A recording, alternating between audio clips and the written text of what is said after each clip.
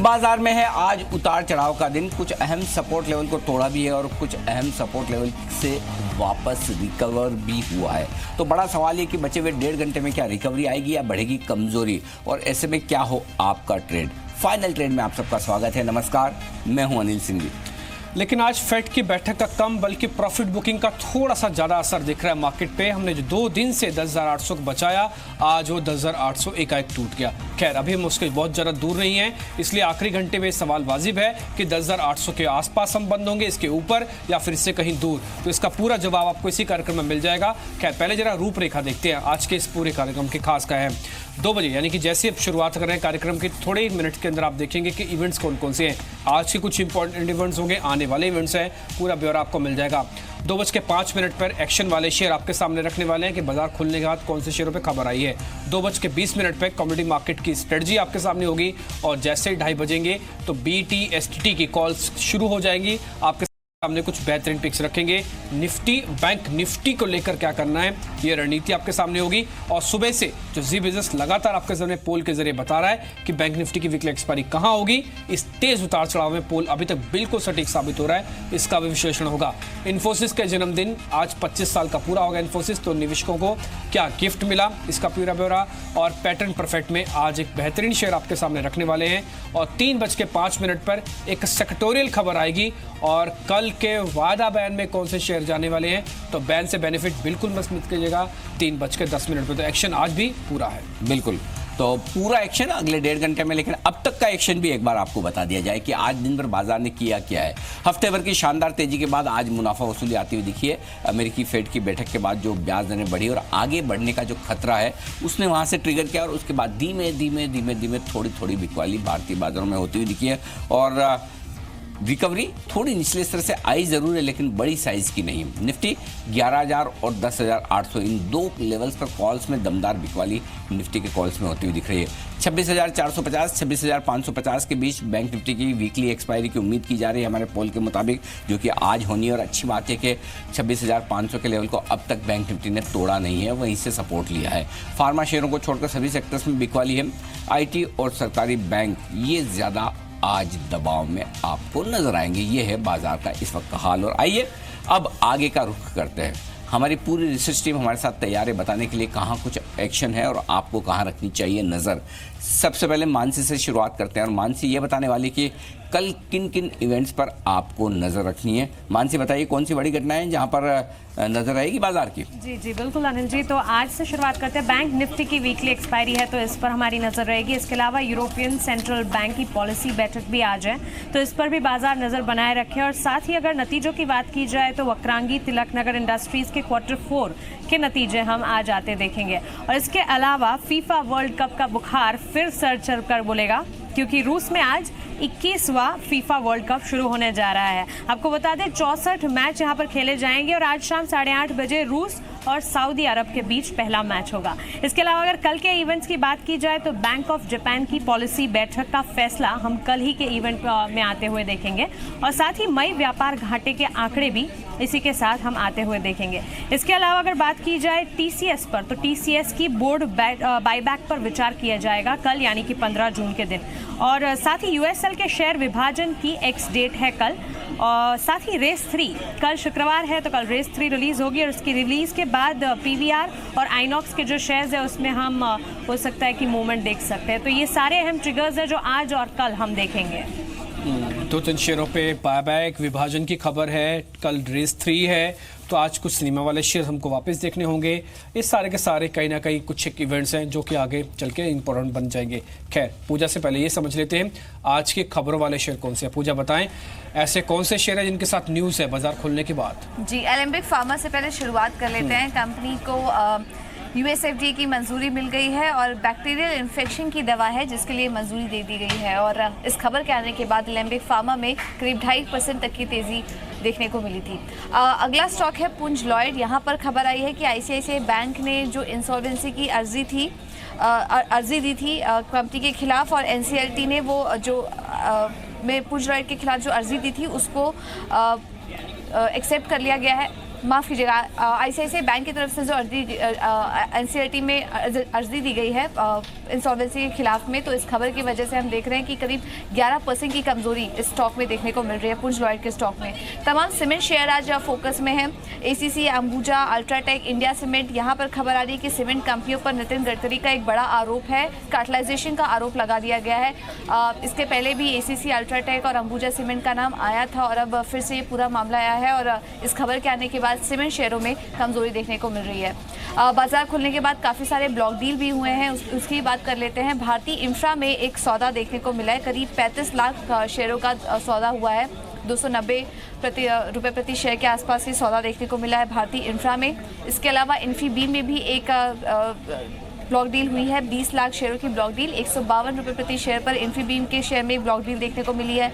वक्रांगी के शेयर में भी आज तेज़ी थी और यहाँ पर भी एक बड़ा सौदा हुआ है, 80 लाख शेयरों का सौदा हुआ है इस शेयर में, करीब 43 रुपये प्रति शेयर के आसपास से सौदा देखने को मिला है। और डीसीबी बैंक में 15 लाख शेयरों का सौदा हुआ है, करीब 180 रुपये प्रति शेयर में। तो ब्लॉक डील के चलते भारतीय इंफ्रा, इन्फीबीम, वक्रांगी और डीसीबी बैंक ही कुछ ऐसे स्टॉक थे जो कि जिनमें की एक्शन देखने को मिल रहा था।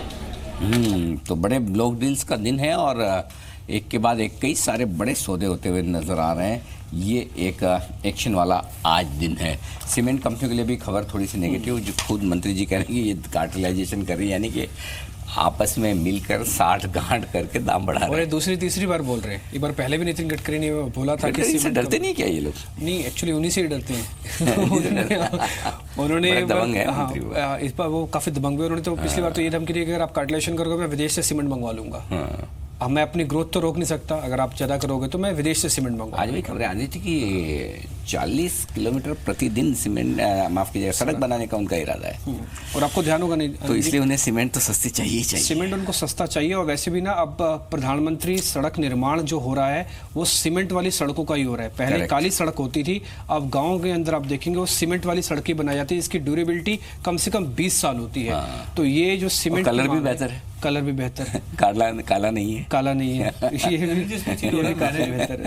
नितिन गडकरी जी को सुना है 2-3 बार जी बिजनेस के इवेंट में, तो वो बड़े अच्छे से समझाते हैं कि जो नॉर्मल सड़क बनती है तारकोल वाली, उसकी लाइफ कम होती है, सीमेंट वाली में कॉस्ट थोड़ी सी बढ़ती है बट लाइफ ज़्यादा होती है। तो बड़े अच्छे से समझाते भी हैं। बिल्कुल। और इस बीच आप देखिए तो ये है सीमेंट कंपनियों का आज का बड़ा रिएक्शन और दिन भर बाजार खुलने के बाद की सबसे बड़ी खबर यही है। लेकिन कल भी काफ़ी एक्शन भरा दिन रहने वाला है। देखिए टीसीएस का बायबैक का ऐलान होगा।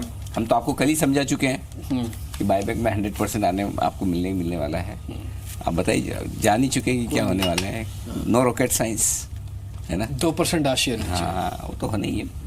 ठीक है, तो ये खरीदारी का मौका मिलेगा आपको। कल बायबैक का जैसे ऐलान होगा हम आपको एग्जैक्ट वैल्यू के साथ बता देंगे कि अब आपको क्या करना चाहिए। चलिए, ये है अब तक का हाल। आगे बढ़ते हैं और अब फोकस करते हैं बाजार पर क्या कुछ एक्शन है। कुणाल जी, पहला सवाल तो ये है, क्लोजिंग के बेसिस पर निफ्टी और बैंक निफ्टी दोनों में वो क्या लेवल है जो आपको चाहिए और जिसको देखकर आप ही कह दें कि हाँ, आज की क्लोजिंग के बेसिस पर बाजार ने अभी तक ट्रेंड मजबूती का ही रखा है, नीचे नहीं आया है। देखिए, बहुत साफ लेवल है अनिल जी। मैं अभी ये लेवल ही देख रहा था कि 10,775 ये वो लेवल है जिसके नीचे अगर निफ्टी फिसला तो आपका ये जो ट्रेंड अभी है ये डिसरप्ट हो जाएगा और मुझे चिंता होने लगेगी निफ्टी के ट्रेंड को लेके। उसके बाद मुझे लगता है कि कोई 70-80 अंकों की गिरावट की गुंजाइश, यानी कि फिर 10,700 तक निफ्टी हो सकता है एक बार फिसल जाए। तो 10,775 ये लेवल नीचे की ओर इंपॉर्टेंट है। ऊपर की ओर देखिए, जो गैप आज का है वो फिल हुआ 10,860 के ऊपर निफ्टी निकला तो फिर आपको बड़ी शॉर्ट कवरिंग देखने को मिलेगी और फिर तेजी जो है वो काफी दमदार बन सकती है। तो 10,775 पे रखने चाहिए स्टॉप लॉस कैश के लिए। तो 10,800 की तरफ तो कोशिश कर रहा है। मार्केट ने जो बॉटम बनाया था उसको पूरी तरह से खत्म करने की कोशिश, और फिर से आज पूरा दिन भर जब से हम एक बार 800 के नीचे गए अभी तक आए नहीं थे। ये पहला मौका है, वापस हम 10,800 के ऊपर आ रहे हैं। तो इंपॉर्टेंस है इस लास्ट के 1 घंटे का ट्रेड, और इसमें वीकली एक्सपायरी भी है बैंक निफ्टी का, ये नहीं भूलना चाहिए। तो इसका एक्शन भी कहीं ना कहीं काउंट होगा। खैर, इस बीच अनिल जी, BTSTT कॉल्स राकेश जी के आना शुरू हो गई है। उन्होंने कहा कि एक मोमेंटम वाली कॉल उनके पास है। अरे सुबह अनिल जी, वो भी तेजी की बताइए। अनिल जी 548.70 मौजूदा स्तर है। बाय की कॉल है बंधन बैंक। बंधन बैंक। अच्छा, हाँ, ओके। मैंने अनिल जी प्राइस पहले बोला स्टॉक से पहले, क्योंकि बोलते हैं कई बार भाग जाता है तो आप हायर प्राइस नोट करते हैं। बंधन बैंक अनिल जी खरीदने की राय है। 548.85 पे बाय कॉल दिया है, 541 का स्टॉप लॉस, 553 पहला लक्ष्य, 557 दूसरा लक्ष्य। ये तो कैश में ना, फ्यूचर कैश में अनिल जी नए हाई पे स्टॉक चल रहा है। लेकिन ये भले ही अभी तक नया हाई, मतलब नई लिस्टिंग है, इसलिए कैश में, बट अदरवाइज ये 7वें नंबर का बैंक है प्राइवेट सेक्टर में सबसे बड़ा मार्केट कैप के लिहाज से। तो बहुत जल्दी वायदा कारोबार में दिखेगा, शायद अगली चर्निंग में आपको दिख जाए, संभावना पूरी। तो बंधन बैंक यहाँ पर खरीदारी करने की राय है। 541 का स्टॉप लॉस है, 549 पर बताया है बंसल जी ने, वहीं पर चल रहा है। 553 आज का टारगेट है, 557 कल का टारगेट है। ये है पहला BTSTT आपके सामने। इस बीच अशोक लेलैंड को लेकर एक खबर नीचे आ रही है कि हिंदुजा लेलैंड फाइनेंस अपने IPO की अर्जी दी है उन्होंने, और इनका IPO जल्द आ सकता है। असल में फाइनेंसिंग के कारोबार में सिर्फ अंबुजा अशोक लेलैंड की गाड़ियां नहीं, बल्कि ये सभी 2 व्हीलर 4 व्हीलर हाउसिंग लोन, इन सभी के अंदर एक कामकाज करती हुई कंपनी है। तो एक और NBFC तैयार हो रही है आने के लिए, फाइनेंस के IPO की उन्होंने अर्जी दे दी है। एक बार अशोक लेलैंड को किसी रेंज में है, समझना जरूरी है कि रेंज ब्रेकआउट होगा। खबर तो अच्छी है, खबर पॉजिटिव भी है। एक बार कुणाल, क्या रेंज ब्रेकआउट होगा इससे? देखिए, जो चार्ट पर अगर आप देखें डिप्पी, तो मुझे एक बेस बनता हुआ नजर आ रहा है। कुछ समय से अशोक लेलैंड एक कंसोलिडेशन में और डाउनवर्ड ट्रेंड में रहा है। मुझे लगता है कि देखिए, जैसे ही 145.50 के ऊपर ये निकलेगा तो आपको अशोक लेलैंड में अच्छी तेजी बनते हुए दिखेगी, जिसमें वापस से 150 तक का एक पुल बैक बन सकता है। तो मैं इसमें खरीद करूंगा अगर ये 145.50 के ऊपर निकल जाए। तो इन स्तरों पर एक बार वेट एंड वॉच करें, 145.50 के ऊपर बाय करें। ओके, 145.50 के ऊपर खरीदें, अभी ना खरीदें, ये है राय। आइए, जिस खबर का हम जिक्र कर रहे थे कि जिनकी वजह से सीमेंट शेयर थोड़े कमज़ोर हुए हैं, देख लेते कोई सीमेंट शेयर क्या अब भी कमजोरी के संकेत दे रहा है जहां शॉर्ट बने जा सकती है। उसमें से एक है इंडिया सीमेंट, काफ़ी तेज़ी से टूटा है, ये 3.5% नीचे आया है, ओपन इंटरेस्ट भी 8.5% बढ़ा है कल, जबकि 123 का हाई बनाया था, लेकिन वहाँ से थोड़ी प्रॉफिट बुकिंग और सेलिंग भी आती हुई दिखी है। क्या करना चाहिए इन लेवल्स पर इंडिया सीमेंट? बंसल जी बताएं जरा। देखिए अनिल जी, टेक्निकल रुझान तो क्लियरली यहाँ पर नेगेटिव है। इनफैक्ट मोस्ट सीमेंट काउंटर्स हैं, सब में एक नेगेटिव रुझान देखने को मिल रहा है, और यहाँ पर भी सेम चीज़ है। और यहाँ पर अनिल जी, एक शॉर्ट टर्म के नज़रिए से अगर आप देखते हैं तो एक टेक्निकल पैटर्न डिस्टॉर्टेड है, जो हम टेक्निकली कहते हैं। 120 ऊपर में एक इमीडिएट स्ट्रॉन्ग रेजिस्टेंस है, और स्टॉक अनिल जी नीचे में 112 113 तक गिरने का दमखम रखता है। तो रिस्क रिवॉर्ड रेशो जो है स्टॉप लॉस और टारगेट के हिसाब से फेवरेबल नहीं है, बट टेक्निकल पिक्चर जो है स्टॉक की डिस्टॉर्टेड है। टेक्निकल थोड़ी पिक्चर है, लेकिन चूंकि बहुत गिरा हुआ है इसलिए अभी हम बेचेंगे तो ज़्यादा मुनाफा होगा, इसकी संभावना कम है। ओके, लेकिन फिर क्या अंबुजा सीमेंट बेचा जाए? कुणाल जी जरा आप देखिए chart, Ambuja cement, Ramco cement, दोनों ही मुझे चार्ट पर कमजोर, चार्ट आता ही नहीं मुझे देखना। आपका चार्ट सुन के मेरा नाम एकदम मुंह से चार्ट निकल। अब आप सीख लीजिए, नहीं जी चार्ट देखना। हा? अब आप सीख लीजिए। नहीं, बोलना सीखो अभी तो मुझे वायदा कारोबार में अंबुजा और रैमको सीमेंट दोनों कमजोर दिख रहे हैं। बिल्कुल अनिल जी, इसमें मुझे कमजोर अंबुजा दिखता है, और अंबुजा के लिए एक सपोर्ट है जो कि 205 रुपए के आसपास है। 205 इसने तोड़ा तो अंबुजा में आपको 202 तक के लेवल्स देखने को मिलेंगे, जो कि अंबुजा के लिहाज से बड़ा टारगेट हो गया।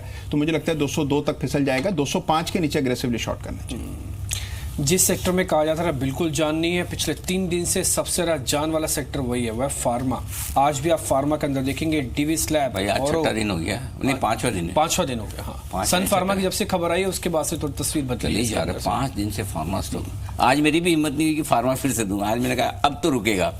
आज ये इकलौता ऐसा इंडेक्स है जो हरे निशान में, ये तो सभी के सभी इंडेक्स लाल निशान में, और इसके सारे बड़े कंपोनेंट हो या फिर छोटी कंपनियां हो, सभी के सभी अच्छा कर रही हैं। एक कंपनी पिछले 2-3 दिन से दिख नहीं रही थी, आज नोटिस हो रही है, वो है जिन्हें नेटको फार्मा, ये करीब 2% ऊपर है। कुणाल जी इसके चार्ट देखिए, सन फार्मा का मालूम है, अरविंदो का मालूम है, ल्यूपिन का तो पैटर्न परफेक्ट आपने बता ही दिया।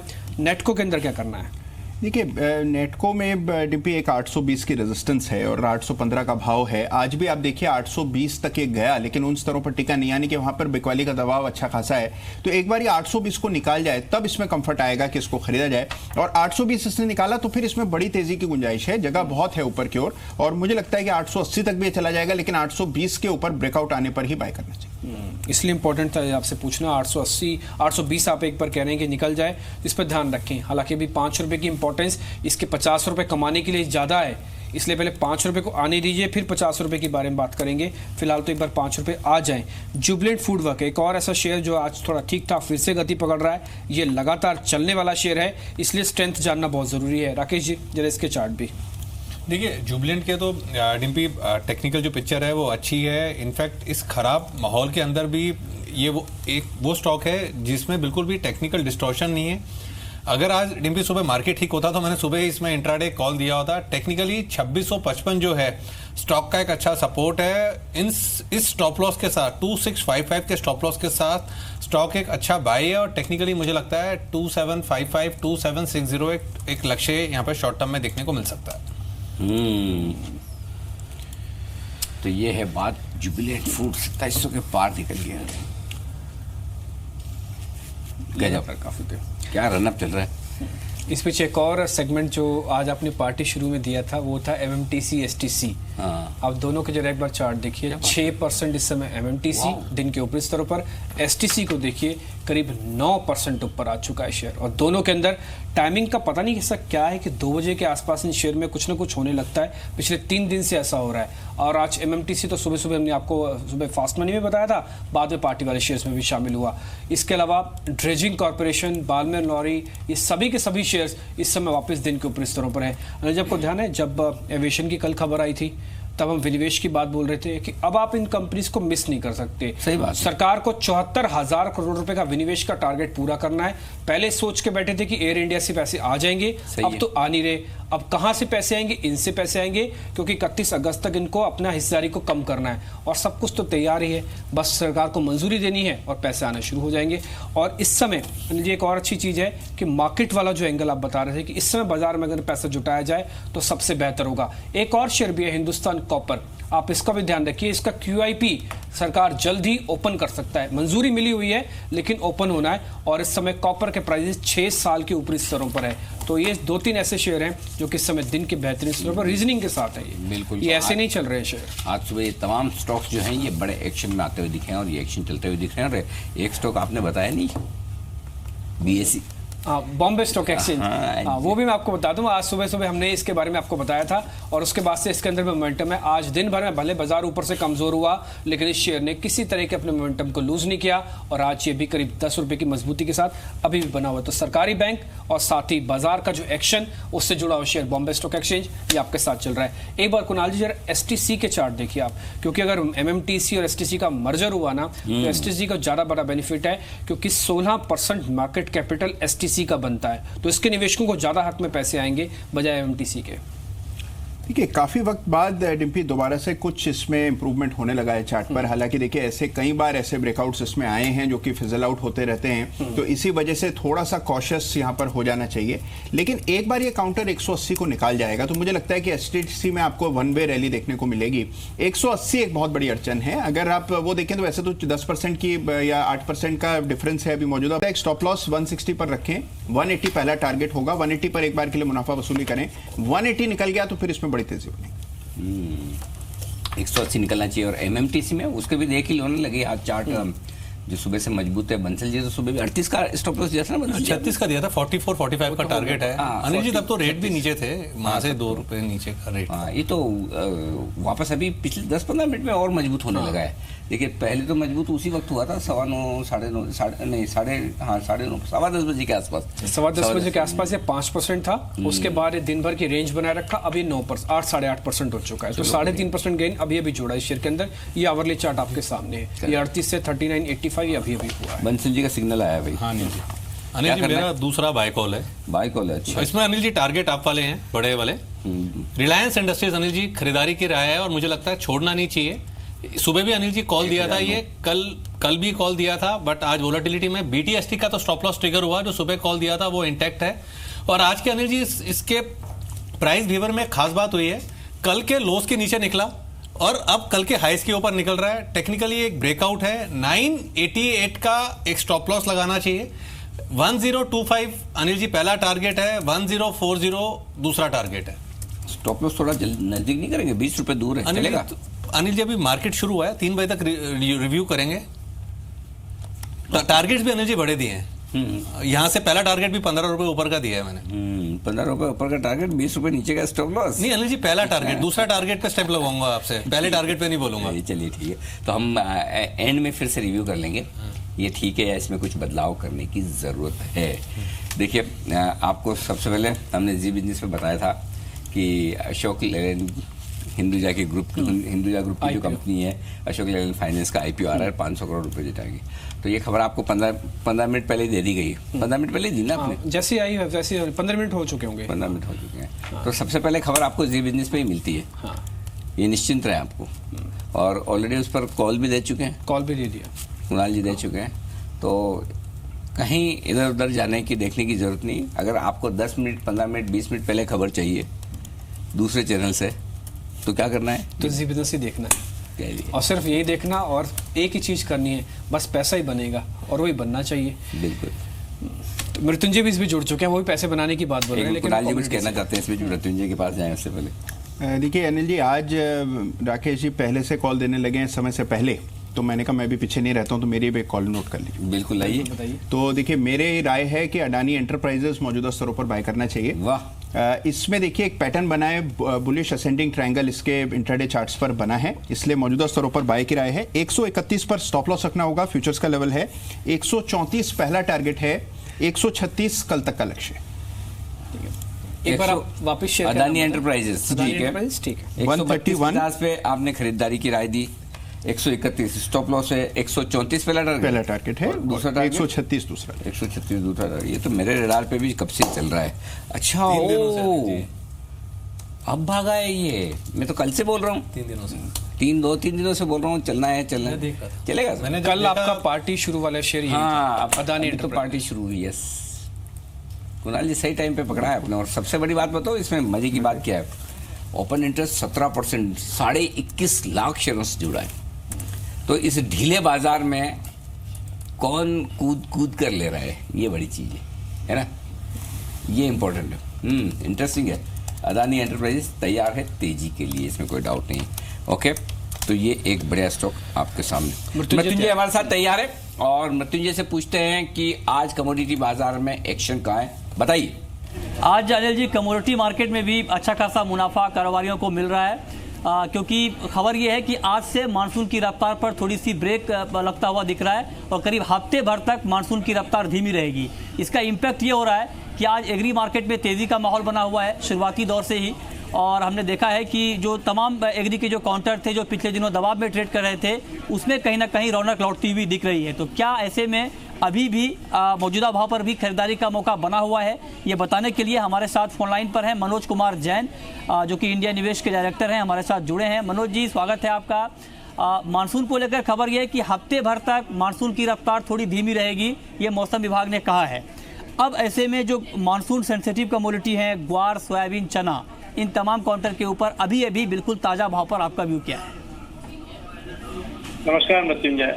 बिल्कुल जैसा कि कल से मतलब कल शाम से खबर चल कर आ रही है कि एक हफ्ता जो है मानसून डिले हो सकता है, उसकी वजह से हमने कल के सत्र में भी अच्छी तेजी देखी थी और आज फिर से जो है कॉन्ट्रैक्ट मजबूती के साथ खड़े हैं। तो हमारा मानना है कि यहाँ पे चने में और वर्तमान स्तरों पर 2 से 3% की तेजी देखने को मिल सकती है।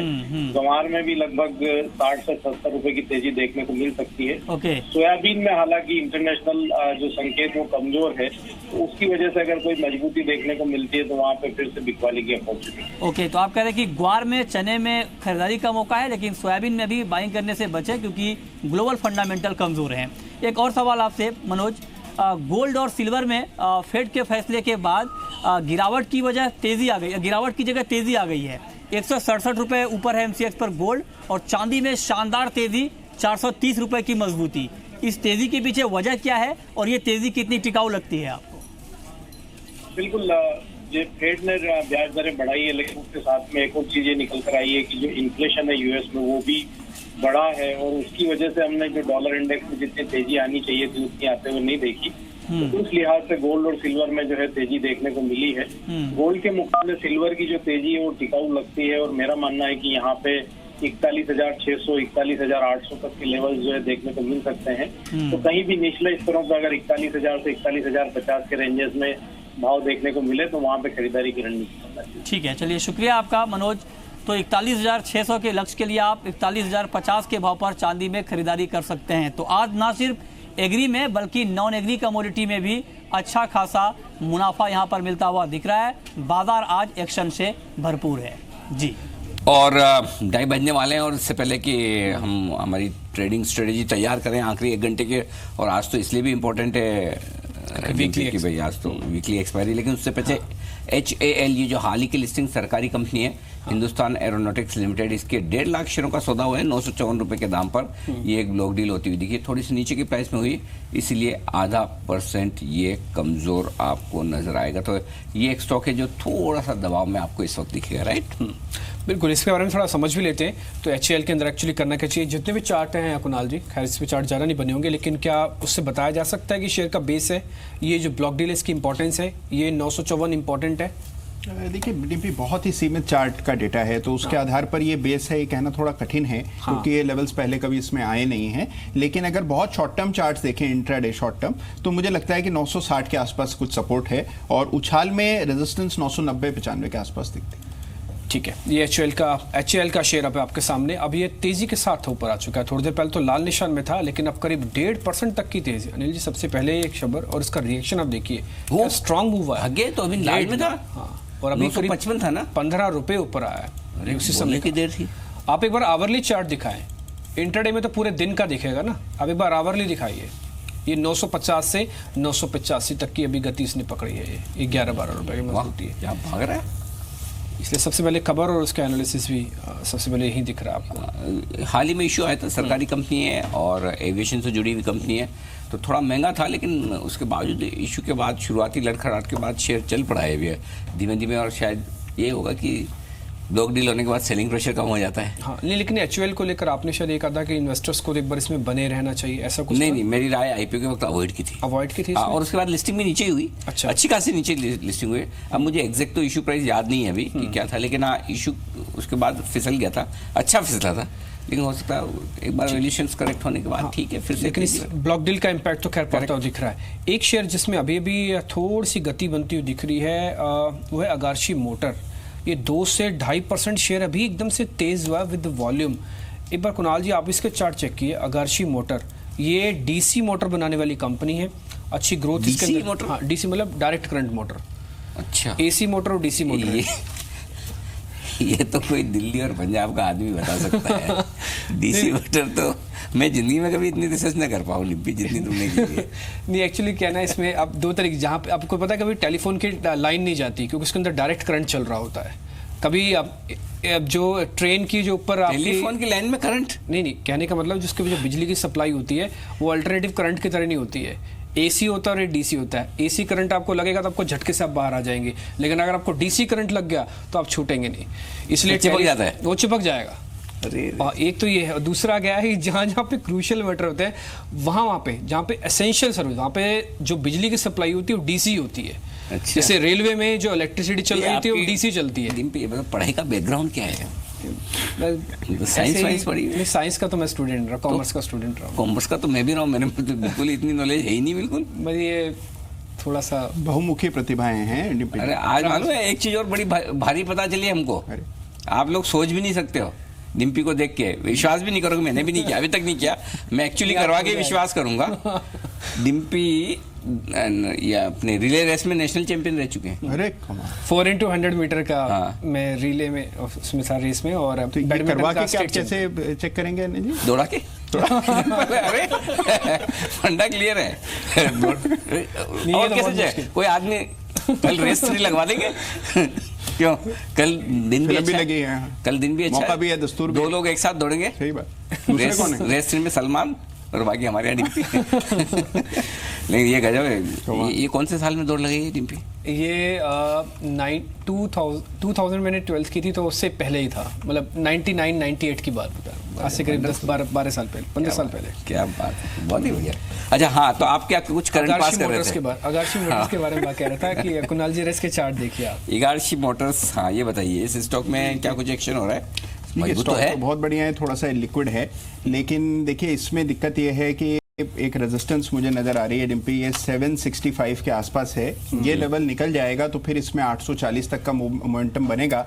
ट्रेडिंग के लिए उतना अप्रोप्रिएट नहीं है, लेकिन इन्वेस्टमेंट ग्रेड का शेयर है तो मुझे लगता है कि ये 760 के ऊपर खरीदें तो इसमें 880 तक का एक मोमेंटम बन सकता है। 760 750 तो भी चल रहा है, सिर्फ 10 रुपए की गुंजाइश हो रहा है। ये आजकल 5-5 10-10 रुपए से शेयर थोड़े फंसे से रह जाते हैं। कोई बात नहीं, एक बार ये भी 760 हो जाएगा पार, तब इसके बारे में हम थोड़ी चर्चा करेंगे, जानकारी इसके बारे में लेंगे। लेकिन इस बीच रिलायंस लगातार 1000 के ऊपर आके ट्रेड कर रहा है और उसने मार्केट को थोड़ा बहुत मोमेंटम भी दिया है। इस पे आप एक बात ध्यान रख सकते हैं। तो अनिल जी, आपके निफ्टी और बैंक निफ्टी के लेवल 2 मिनट और चाहिए बस, मतलब ऑलमोस्ट फाइनल है। हाँ, बस तो एक काम करो, और मुझे डर ये लग रहा है कि आज आप शुरुआत करेंगे 800 वाले लेवल से। नहीं, बैंक निफ्टी से। हाँ, बैंक निफ्टी से क्योंकि इसलिए मैं बैंक निफ्टी, और मैंने क्या मैंने पहले निफ्टी के पहले बना दिए डेटा, तो अब 2 मिनट दीजिए, मैं बैंक निफ्टी के डेटा फटाफट देख लूँ। ठीक है। इस बीच टाटा ग्लोबल के अंदर आज बाइंग आई है, ये करीब 2.5% ऊपर है शेयर। पिछले 2 दिन से रुक के शेयर अब चल तो रहा है। राकेश जी, जरा एक बार आप टाटा ग्लोबल देखिए, ये कितना ठीक लग रहा है आपको? ये कॉन्फिडेंस देने वाला शेयर है, यानी कि अब टूटेगा तो नहीं अभी जल्दी है? देखिए डिम्पी, आपने काफ़ी अच्छी चीज़ पूछी। क्या है? कॉन्फिडेंस देने वाला शेयर है। टेक्निकली डिम्पी नतीजों के बाद स्टॉक गिरा था और आज स्टॉक ने क्रिटिकल लेवल को तोड़ा है खुलते के साथ ही 270 के, और मुझे लग रहा है शायद टेक्निकली वर्स्ट ओवर है। अब नीचे में 263 265 एक अच्छा बेस बन रहा है नीचे में, और स्टॉक डिम्पी थोड़ा सा समय लेगा, बट मुझे लगता है ऊपर में वही 293 294 की तरफ जा रहा है। 93 94 की तरफ जा रहा है। तो उस 93 को अगर हमको पाना है, 293 को, तो स्टॉप लॉस क्या रख लें उसके इसके अंदर? देखिए डिम्पी, स्टॉप लॉस ना यहाँ पर पेन देखने को मिलेगा, बीच में करेक्शंस भी देखने को मिलेंगे। स्टॉप लॉस 264 पे लगाना चाहिए, बट स्टॉक को करेक्शंस पे खरीदना चाहिए। ठीक है, डन। ये 64 तक का करेक्शन, यानी कि 76 से 64 तक के बीच का आपको ट्रेड एक बार मिल जाए तो रखिएगा, और 293 का टारगेट है। अनिल जी, शेयर के साथ अच्छी चीज है, खैर आप तो इसको ट्रैक भी करते रहे हैं। आज सुबह हमने रिकमेंड किया तो मैंने पूछा था, मैंने कहा कि अचानक से तेजी बनी, ये दिन के लिए खरीदना चाहिए क्या? तो शायद कुणाल जी, नहीं, मेरे से नहीं पूछा था। आपने थे, लेकिन आप पूछा तो आपके सामने। हाँ, मेरे सामने पूछा है, मेरे को ध्यान है। मैंने उस समय भी अनिल जी यही था कि शायद मतलब चलेगा तो सही, अब ऊपर जाके नीचे आएगा, बट ये स्मूथ चलता रहा। चलिए बढ़िया। ये वही वाला कैटेगरी वाला शेयर है, कह के चलने वाला है। कह के चले, एक्चुअली ये कह के चलता है कि मैं अब चलने को तैयार हूँ, आप मेरे से 6-7 रुपए ले लीजिएगा। ये कुछ वैसे ही शेयर है, 2-2.5% ऊपर। तो मैं भी कह के बताने के लिए तैयार हूँ। तो चलिए, मेरे डेटा तैयार है। तो एक बार पहले मैं आपको वो पोल दिखा देता हूँ, बैंक निफ्टी वाला, जो आज हमने किया था। आपको हमने पूरी जानकारी रखी थी एक्सपर्ट्स के साथ बातचीत करके। 450 550 ये 26,000 का लेवल है। 26,450 550 के बीच में एक्सपर्ट्स ये कह रहे हैं कि इसके बीच में कटान हो गई, यानी कि एक्सपायरी कट जाएगी वीकली वाली। उसमें 30% 550 से 650 की कैटेगरी में, यानी कि तो मैं आपके डाटा और इस पोल को थोड़ा जोड़ के ये समझ सकता हूं कि 26,500 बैंक निफ्टी के लिए आप सुबह भी क्रूशल बता रहे थे, स्टिल डेट क्रूशल है, स्टिल टाइम क्रूशल है। संभावना पूरी अभी तक जो दिख रही है वो ये कि 26,500 को शायद हम एक्सपायरी तक तोड़े ना। ठीक है, ये संभावना है। उसकी वजह ये कि आज दिन के दौरान अच्छा खासा ओपन इंटरेस्ट बना है 26,500 के पुट में 11 लाख शेयरों का, और टोटल मिलाकर वहाँ पर 19 लाख शेयरों का ओपन इंटरेस्ट है। और उस लेवल को सुबह से हमने तोड़ा नहीं है ना, सपोर्ट वहीं दिया है। आज का लो है 26,503 का ही, जो हमने कहा था कि बेस्ट लेवल है खरीदारी करने के लिए, 26,500 26,550। लेकिन क्या इस वक्त खरीदना चाहिए? जी नहीं। क्यों? क्योंकि बैंक निफ्टी में तेजी तभी बनेगी जब ये 26,600 के पार निकलकर टिके। 26,600 को पार निकलने के बाद ही तेजी बनेगी, और तब जो तेजी बनेगी वो आपको 50 से 100 पॉइंट की मिलेगी। 26,650 26,700। ऐसा भी नहीं लग रहा है कि हम 26,700 के पार जाने को तैयार है, और ऐसा भी नहीं लग रहा है कि हम 26,500 के नीचे जाने को तैयार है। तो मेरा मानना है कि जितना आप 26,500 के नज़दीक खरीदेंगे उतना सेफ रहेंगे। और दूसरा तरीका ये कि 26,600 के आसपास कॉन्ट्रा ट्रेड लेकर शॉर्ट भी कर सकते हैं, और वो शॉर्ट करके थोड़ा सा नीचे आए तो आप 50-75 पॉइंट में खरीद भी ले। तो 26,600 बचे हुए समय के लिए क्रूशियल लेवल है, वही डिसाइड करेगा हम तेजी में है या मंदी में। और उसके दोनों तरफ 100 पॉइंट है, 26,500 और 26,700। तो इसीलिए जो आपने पोल किया ना, मुझे भी ऐसा लग रहा है कि कहीं न कहीं 26,500 से 26,600 के बीच में एक्सपायरी हो जाएगी, और हो सकता है एक्सपायरी के पहले आपको बहुत बड़ा एक्शन ना भी दिखे। एक और चीज जिसकी मैं बात करना चाहता हूँ वो है डाउ फ्यूचर्स। आप डाउ फ्यूचर्स देखिए, आपको बड़े इंटरेस्टिंग नजर आएंगे, क्योंकि बहुत देर से हमने विदेशी बाजार नहीं देखे। इंटरेस्टिंग क्यों नजर आएंगे? क्योंकि डाउ फ्यूचर्स निचले स्तर से तगड़े रिकवर हुए हैं। आप देखिए पूरे दिन भर अच्छे खासे नुकसान में थे और अब लाल निशान में आ रहे हैं। तो इसलिए अगर डाउ फ्यूचर्स में अच्छे मजबूती के संकेत रिकवरी हो रही है तो फिर इस बात की संभावना बनती कि आप आराम से एक्सपायरी निकाल सकते हैं, खराब नहीं होगी। तो मेरी नजर एक ही चीज पे, जब 26,590 है तो मैं 15 पॉइंट और रुकूंगा, 20 पॉइंट और रुकूंगा, 26,600 26,610 की रेंज में टिकने पर खरीदूंगा और फिर 50 से 100 पॉइंट मुझे मिलेंगे। तो मेरा ये मानना है खरीदना है लेकिन थोड़ा ऊपर। लेकिन उसमें स्टॉप लॉस क्या रखें फिर, अगर 26,600 के ऊपर स्टॉप लॉस तो 26,500 ही है, फिर वो तो आपको फिर कम बहुत रखना है तो एक अलग बात है, बट बनता तो वही है। अच्छा ठीक है। एक्चुअली ये तो होगी बैंक निफ्टी की बात। अब आते हैं निफ्टी पे। निफ्टी के अंदर एक्चुअली आज मैं सुबह भी देख रहा था, मनीष हमको दिखा रहे थे वो डाटा, 11,000 की कॉल, 10,900 की कॉल, 10,800 की कॉल के अंदर बिकवाली थी। ये इंडिकेट क्या कर रही है? कुछ नहीं खास फर्क खास नहीं। 10,800 पार नहीं, 10,900 पार नहीं करेंगे तो हमें पता ही है। कल सुबह से हम बोल रहे हैं कि 10,900 पार नहीं होगा। 929 वाला लेवल जो हम 15 अगस्त 15 महीने का बता 15 मई का जो था, आज सुबह का हमारा सिंपल बड़ी ट्रेडिंग रेंज 10,765 था नीचे का अच्छा। और आज का लो आप देख लीजिए 10,773, उस पॉइंट वहां से 8 पॉइंट, और स्टॉप लॉस का लेवल 10,775 था। अब आप उसको माने ट्रिगर हो गया नहीं माने आपकी मर्जी। 2 पॉइंट निफ्टी में कितने मायने रखते हैं, वो जिसका ट्रिगर हो गया उसके लिए मायने रखते हैं, जिसका नहीं ट्रिगर हुआ उसके लिए मायने नहीं रखते। तो कुल मिलाकर निफ्टी ने अपने इंपॉर्टेंट सपोर्ट लेवल से सपोर्ट लिया है। मुझे आज क्या चाहिए, देखो मैं थोड़ा सा एम्बिशियस बात कर रहा हूँ, लेकिन मुझे आज ये चाहिए कि अगर आप मुझे 10,820 के ऊपर एक क्लोजिंग दे तो मेरे लिए क्लोजिंग खराब नहीं है, जो कि यहाँ से 12 पॉइंट दूर है। अगर आप मुझे 10,842 के ऊपर की क्लोजिंग देते हैं तो मेरी क्लोजिंग बहुत अच्छी है, और 10,853 के ऊपर क्लोजिंग दे तो बहुत ही अच्छी है। अब आप बोलेंगे ऐसे कैसे आड़े टेढ़े लेवल अनिल जी आप निकाल के लाए हैं? मैं वही सोच रहा हूँ कि राउंड फिगर क्यों नहीं बोल रहे? राउंड फिगर नहीं, मैंने एक्चुअल निकाले आज। 10,853 कल की क्लोजिंग है, ये 856 जो भी है, उससे 1-2 पॉइंट भी ऊपर मिले तो ये 11,000 के पहले रुकने वाला नहीं है। अच्छा 10,820 के ऊपर की क्लोजिंग मिले तो भी मैं कहूँगा कि मेरा ट्रेंड इंटैक्ट है, खराब हुआ ही नहीं। तो दोनों क्लोजिंग मिल जाए और 10,842-43 के ऊपर की मिले तब भी अच्छी है। तो कुल मिलाकर मुझे नहीं लगता कि क्लोजिंग बेसिस पर हम बहुत खराब होंगे, यहाँ से थोड़ा ऊपर जाने चाहिए ऐसा मुझे लग रहा है। तो निफ्टी में सिंपल है, आज के लो का स्टॉप लॉस लगाकर खरीदा जा सकता है। 25-30 पॉइंट यहाँ से निफ्टी में मिल सकते हैं, खरीदना चाहिए। ठीक है। कई बार जाते हैं ना कंफ्यूजन भी हो जाती है, डॉट 815 818 पे बंद करके जाएगा, जहाँ पे कंफ्यूजन होता है। वो बहुत बार होता है, वो इस बार आज भी होने के चांसेस हैं और एक कंफ्यूजन हो सकता है। पॉसिबल है। तो उस केस के अंदर उसको कैसे समझे? राउंड ऑफ फिगर समझे? उस केस में उसको पॉजिटिव समझे, उस केस में उसको नेगेटिव ना समझे। ठीक है। हाँ देखो, मैंने एनालिसिस करने के पहले आपको सबसे पहले क्या चीज बोली, डाउ फ्यूचर्स देख लीजिए। क्यों बोला? कि वहां से जो पुल बैक है वो, क्योंकि मुझे पता है डाउ फ्यूचर्स देखना है। जहां जरूरत होगी मैं आपको दिखा दूंगा, पहले ही बता दूंगा। आपको जो कुछ देखना है यही देखना है, सबसे पहले देखना है। ठीक है। जहां जरूरत है वहां, मैं हर वक्त तो नहीं बोलता आपको ये चीज देखिए वो चीज देखिए। जहां मुझे बताने की जरूरत है, देखिए मैंने आपको बता दिया, पहले बता दिया। आज आपने पहले एनालिसिस किया, बाद में हम डाउ फ्यूचर्स पे आके देखा। करेक्ट। तो अमूमन पहले हम देखते थे और बाद में एनालिसिस। इसलिए बाद में कोई भी, अब देखो एक चीज तो पक्का होगी, जो डिम्पी आप स्पोर्ट करेंगे कोई अशोक लेलैंड, हम बताएंगे कोई डाउ फ्यूचर्स, बाकी चैनल्स भी करेंगे, वो करना ही पड़ेगा उन्हें, मजबूरी है। क्योंकि अगर कोई एक्शन पहले हो रहा है पहले बताने जैसा तो बताना ही पड़ेगा। लेकिन दर्शकों को बताने के पीछे मकसद ये कि किस वक्त क्या चीज आपको देखनी है, सबसे इंपॉर्टेंट उस वक्त क्या है वो हमारे ध्यान में, वो आप निश्चिंत रहिए। हाँ ठीक है। 6,000 शेयर कैसे देखे जाएंगे, उसमें से सिलेक्टेड शेयर ही आपके सामने, उस इंडेक्स में बेहतर रणनीति आपके सामने, इस समय की जरूरत है वो आपके सामने, जिस समय जब जरूरत है वही आपके सामने आज रखने की कोशिश हमारी है। खैर मार्केट में इस बीच कुछ और ट्रेंड भी बनते हुए दिख रहे हैं। एक बार जरा कुछ एक और शेयर भी देख लें। कुणाल, इस बीच कॉल है आपके पास? देखिए मेरी बिकवाली की राय है, बिकवाली की राय जी, BTST कॉल है, STBT कॉल है, और ये है मनापुरम में।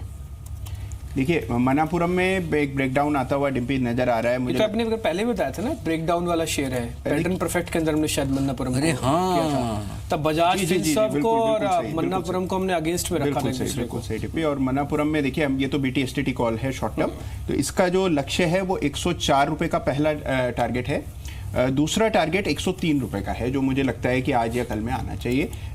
आज का पहला लक्ष्य 104, दूसरा लक्ष्य 103.50। एक मिनट, 104 पहला लक्ष्य, 103 और 102 रुपए 50 पैसे कर दीजिए अनिल जी, क्योंकि ये काफी नीचे आ गया। 102 रुपए 50। हाँ, सेकेंड टारगेट 102.5। अच्छा, और स्टॉप लॉस क्या है? स्टॉप लॉस 106 पे रखना। 106 पे स्टॉप लॉस। चलो, मन्नापुरम कुणाल जी का माइनस है, अदानी इंटरप्राइजेस प्लस है, रिलायंस और अडानी एंटरप्राइज में अनिल जी इस बीच लग गया, हमारा टारगेट हिट हो गया है पहला। लाओ सील लेके आओ भाई। अदानी कितना? 134 डन, 104 रुपए 134 अदानी 134 सर। अरे 134 सर, मेरी अकाउंटिंग पे आप बिल्कुल भी मतलब जो है ना वो। अनिल जी आज मूड कैसा है आपका? मूड बहुत बढ़िया है अनिल जी, बहुत अनिल बढ़िया। जी, देखो, अगर मेरा मूड कब अच्छा होता है जब डिम्पी सब लोगों से 10 मिनट पहले बताए कि अशोक लेलैंड फाइनेंस का आईपीओ आ रहा है, बाकी सारे चैनल पीछे पीछे बताए, तो मूड तो अच्छा हो गया। मूड अच्छा है ना आज? बिल्कुल। तो अनिल जी फिर मेरे 2 सील और लगा दीजिए। एक तो जो हमने कल नहीं, वो मूड इतना अच्छा नहीं कि अगर नहीं टारगेट हासिल हुआ तो लगाऊंगा सील। हुआ है तो ही बताइएगा। बिल्कुल हुआ है, बिल्कुल हुआ है। मूड अच्छा है इसका मतलब ये नहीं कि टारगेट नहीं हुआ तभी लगवा ले आप। देखिए, हो गया टारगेट हिट करने से क्या होगा अनिल जी, कुछ जगह खाली हो जाएगी। किस किस में लगा? एक तो देखिए, पहले एक लाइए तो भाई, अदानी एंटरप्राइज लाइए। अदानी लगा दिया। अच्छा, अदानी लगा दिया भाई, लगा दिया। और दूसरा कौन सा है? ये माइंट्री कल अनिल जी हमने दिया था, तो इसमें माइंट्री के लिए तो आपको बहुत लोग याद कर रहे हैं। और बड़ा टारगेट दिया था अनिल जी 1000। आपने बोला भी था कि इस बार बड़ा दे रहा हूँ, और वो 1000 था ना? 1005 का मेरा। 1005 का था। और शर्तिया बिकवाली वाला शेयर। हाँ, शर्तिया बिकवाली वाला शेयर था। और वाह, और एक और फाइनेंस कंपनी जो कल दिया था मैंने, मुथूट फाइनेंस। हाँ, दिया था। इसमें भी लक्ष्य सारे हासिल होगा। दोनों दोनों मुथूट में नंबर 2 वाला लगा। 387 टारगेट था सेकंड, वो भी हासिल। अनिल जी, मेरा भी एनसीसी का पहला टारगेट अचीव हो चुका है और बंधन बैंक के दोनों टारगेट्स अचीव हो गए हैं थोड़े से समय में अनिल जी। तभी बीच में रोक के दिया था, कुछ लग रहा था।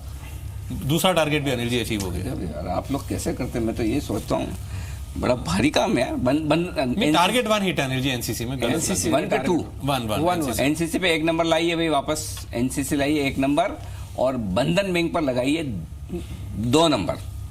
एनसीसी पर करिए हिट टारगेट 1। डिम्पी को अच्छा तो नहीं लग रहा होगा एनसीसी पे आपने शॉर्ट कॉल लेके टारगेट हासिल किया। नहीं लगता तो नहीं लगता, उसमें क्या हो गया? हाँ, लेकिन अनिल जी ये सबसे बेहतरीन शेयरों में से साबित होगा जब भी डिम्पी को एक चीज और अच्छी नहीं लगी, अगर मैं हाईलाइट करूं, बीएससी जो इन्होंने आज कवर करा है वो मैंने 2 दिन पहले रिकमेंड किया था अनिल जी आपके साथ। अच्छी लगे, उसमें खराब क्या लगे? उसमें क्या खराब लगा? तो अगर मतलब उसका आधा क्रेडिट मुझे भी मिलेगा स्टॉक चलने का। नहीं, वो तो अगर डिम्पी रिकमेंड करे बाय और आप करें सेल तो बुरा लगता है ना। नहीं, मैं 50% क्रेडिट ले जाऊंगा ना। बिल्कुल 100% ले सकते हैं आपसे। हम काफी जब तक आप डिम्पी से डिम्पी की सैलरी न मांगे, क्रेडिट जो मांगना है मांगे, जो लेना लीजिए। डिम्पी ठीक है ना? सर ये पते की बात बोलिए सर। बिल्कुल। आइए, दूसरा दो टारगेट आपके हासिल हो चुके हैं। और चलिए अब आगे बढ़ते हैं। हमारे साथ 2 खास मेहमान और जुड़ रहे हैं, एक तो श्रीकांत चौहान साहब और दूसरे सिद्धार्थ सेडानी साहब। अब इनसे हम करते हैं बातचीत। और टीसीएस कल बोर्ड बैठक करेगा और बायबैक का करेगा ऐलान, तो उससे पहले सिद्धार्थ जी, टीसीएस आज थोड़ा ठंडा भी हुआ है, सही मौका है ना खरीद लें अभी?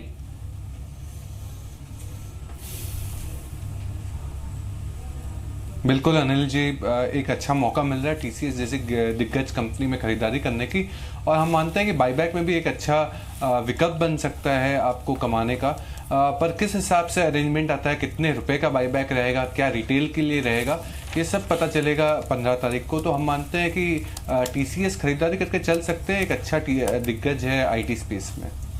ठीक है, टीसीएस के अंदर एक अच्छा मूव। इसके अलावा आज कुछ एक और शेयर जो थोड़े चलते हुए दिख रहे हैं, उसमें एक डीबीएल है, एक और शेयर है, ये भी अच्छा वाज मूव दिखा रहा है। अच्छा, पेज इंडस्ट्रीज पे एक बार रिकमेंडेशन लेना जरूरी है, सेकंड ये इंपॉर्टेंट है क्योंकि कल भी चला जब जॉकी के साथ इनका करार हुआ, और 2040 तक के लिए, अगले 22 साल के लिए इनका करार हुआ, और आज फिर से बड़ा वाला है यार। 22 साल 22 साल किसको कहते हैं? 22 साल में पूरी एक जनरेशन आ जाती है। हाँ, पूरी एक जनरेशन ही है। अगर आप इस प्रोडक्ट के हिसाब से देखें तो एक पूरी एक जनरेशन बदल जाएगी। मतलब जॉकी के प्रोडक्ट्स अगली जनरेशन को भी मिलेंगे। हाँ, पेज इंडस्ट्रीज के जरिए। ये आइडिया ठीक दिया आपने, बिल्कुल से। तो श्रीकांत जी से पूछा जाए? बिल्कुल पूछा जाए। श्रीकांत जी जरा देखिए चार्ट्स और बताइए।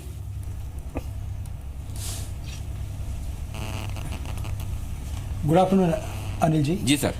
देखिए, जैसे ये स्टॉक का जो फॉर्मेशन है अगर आप देखेंगे तो उसमें एक फ्लैट सब एक रेजिस्टेंस बना था 25,500 26,000 के करीब करीब, और आज के दिन में उस पर्टिकुलर लेवल को 25,725 एक स्पेसिफिक लेवल है, उसको आज के दिन में इस स्टॉक ने क्रॉस कर लिया है। और ये जो क्रॉस हुआ है लेवल, वो क्रॉस हुआ है आफ्टर जैन। तो जनवरी में लेवल्स आए थे और अभी जाके वो लेवल्स क्रॉस हुए हैं। तो ये वैसे देखा जाए तो ये स्टॉक हमेशा ही परफॉर्मर रहा है, हमेशा एवरी ईयर एक अपना न्यू हाई बनाने में काबिल रहता है, और इस बार भी अगर उसने हाई क्रॉस किया है तो मुझे लग रहा है कि ये स्टॉक कम से कम 30,000 रुपये तक तो आने वाले कुछ महीनों में जा सकता है, शायद 1 या 2 महीनों में, ज़्यादा लंबा समय नहीं लगेगा क्योंकि ये काफ़ी बड़ा कंसोलिडेशन था, उसका ब्रेकआउट है। और अगर यहाँ से कोई भी करेक्शन आए तो भी ये बाय है, तो करंट लेवल से भी बाय किया जा सकता है, करेक्शन में भी बाय किया जा सकता है। टारगेट्स रहेंगे 30,000 के, और अगर शॉर्ट टर्म बेसिस पे अगर लेना है तो मुझे लगता है आज के लोज के स्टॉप लॉस रख के हम इसे बाय कर सकते हैं। और टारगेट्स रहेंगे, जो शॉर्ट टर्म के टारगेट्स रहेंगे वो रहेंगे 27,000 के। ओके, तो ये है आपके लिए राय, लेकिन अब वक्त भी हो रहा है, हमारे दोनों एक्सपर्ट्स तैयार हो रहे हैं। पैटर्न परफेक्ट और आज एक बहुत ही तगड़ा शेयर जबरदस्त पैटर्न बनाने की तैयारी कर रहा है, और उसके लिए बंसल जी तैयार है आप? नहीं अनिल जी, कुणाल जी। अच्छा, कुणाल जी आज, कुणाल जी और डिम्पी जी, चलिए आप आगे बढ़िए एकदम तुरंत प्रभाव से और आगे पहुंचिए। और तब तक मैं एक काम करता हूं, इन्फोसिस को विश कर देता हूं हैप्पी बर्थडे। इन्फोसिस की लिस्टिंग के हो गए 25 साल पूरे, और ये 25 सालों की यात्रा इन्फोसिस की कैसी रही ये बताने के लिए हमारे साथ जुड़ रहे हैं संदीप ग्रोवर, हमारे रिसर्च एनालिस्ट। संदीप बताइए, इन्फोसिस ने तो मालामाल कर दिया लोगों को। बिल्कुल मालामाल किया, और जो इसके निवेशक होंगे वो तो सही में आज केक काट रहे होंगे और खुशियां मना रहे होंगे, क्योंकि मालामाल किया है जिसने भी शेयर को होल्ड किया है, और जिसने 25 साल होल्ड किया है उसे मालामाल तो किया है, उसे करोड़पति भी बनाया है शेयर ने। वो आपको मैं बताता हूं। देखिए, आज ही के दिन 1993 में इस शेयर की लिस्टिंग हुई थी, और जब ये लिस्ट हुआ था अनिल जी, इसका जो इशू प्राइस था वो महज 95 रुपए के आसपास का था।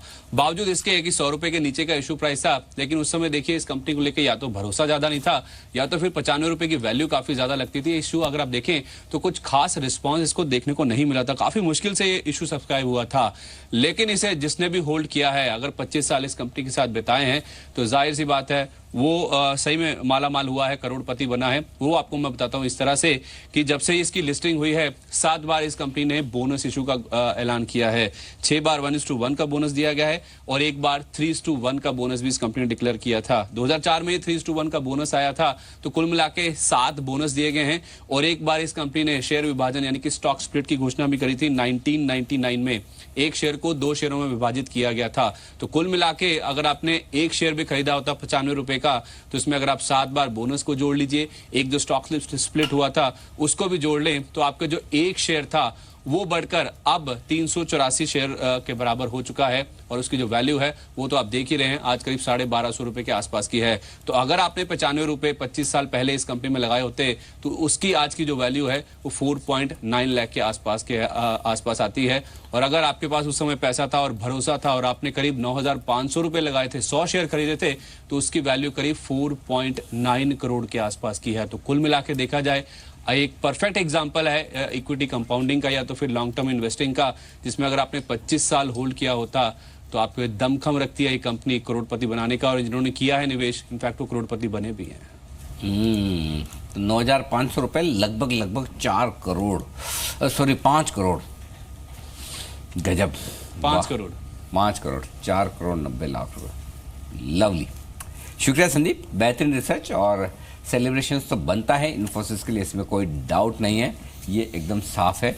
इन्फोसिस के चार्ट्स पर एक राय ले लूं जरा। श्रीकांत जी बताइए, चार्ट्स आज थोड़ा ढीला है, लेकिन ये ध्यान रहे कि आज 30 रुपए एक्स डिविडेंड हुआ है, और उसके सामने गिरा 23 रुपए ही है। तो जितना डिविडेंड मिला होगा इन्वेस्टर्स को, उससे तो कम ही शेयर गिरा है। क्या करना चाहिए? बिल्कुल अनिल जी, मुझे लगता है कि ये स्टॉक वैसे कि जिसने काफ़ी एक कंसिस्टेंट परफॉर्मेंस किया है पूरे साल में, और कुछ 950 के करीब ही आ गया था जब इसमें वो एक न्यूज़ फ्लो चल रहा था मैनेजमेंट के बेसिस पे, और उसके बाद इसने जो एक परफॉर्मेंस दिया, अगर आप देखेंगे इसके मंथली चार्ट को, तो एक कंसिस्टेंट परफॉर्मर रहा है। तो वेरी क्लियरली हमें ये समझ में आ रहा है कि ये स्टॉक 1330 ये टारगेट्स को अचीव कर सकता है। बट यहाँ से अगर थोड़ा लंबी अवधि का नजरिया, तो मुझे लगता है कि ये स्टॉक 1450 के लेवल्स को भी छू सकता है। प्लस अगर इसके प्रीवियस हाई को देखेंगे तो 1280 के करीब के थे, उसी लेवल्स के आसपास जाके डिविडेंड के बेसिस पे जो भी करेक्शन आया, मुझे लगता है कि अपॉर्चुनिटी है इसे बाय करने के लिए, बाय करके चल सकते हैं। 1240 के करीब अभी ये ट्रेड कर रहा है, मुझे लगता है कि 1200 के फाइनल स्टॉप लॉस के साथ इसे बाय किया जा सकता है। और शॉर्ट टर्म के टारगेट्स 1330 के हैं, मीडियम टर्म के टारगेट्स 1450 के हैं। ओके, तो ये है इन्फोसिस पर राय। और अब वक्त है परफेक्ट पैटर्न का, और परफेक्ट पैटर्न के लिए कुणाल जी और डिम्पी जी दोनों तैयार हैं। तो बड़े दिनों बाद आप दोनों एक साथ कर रहे हैं, परफेक्ट है पैटर्न। आइए चलते हैं।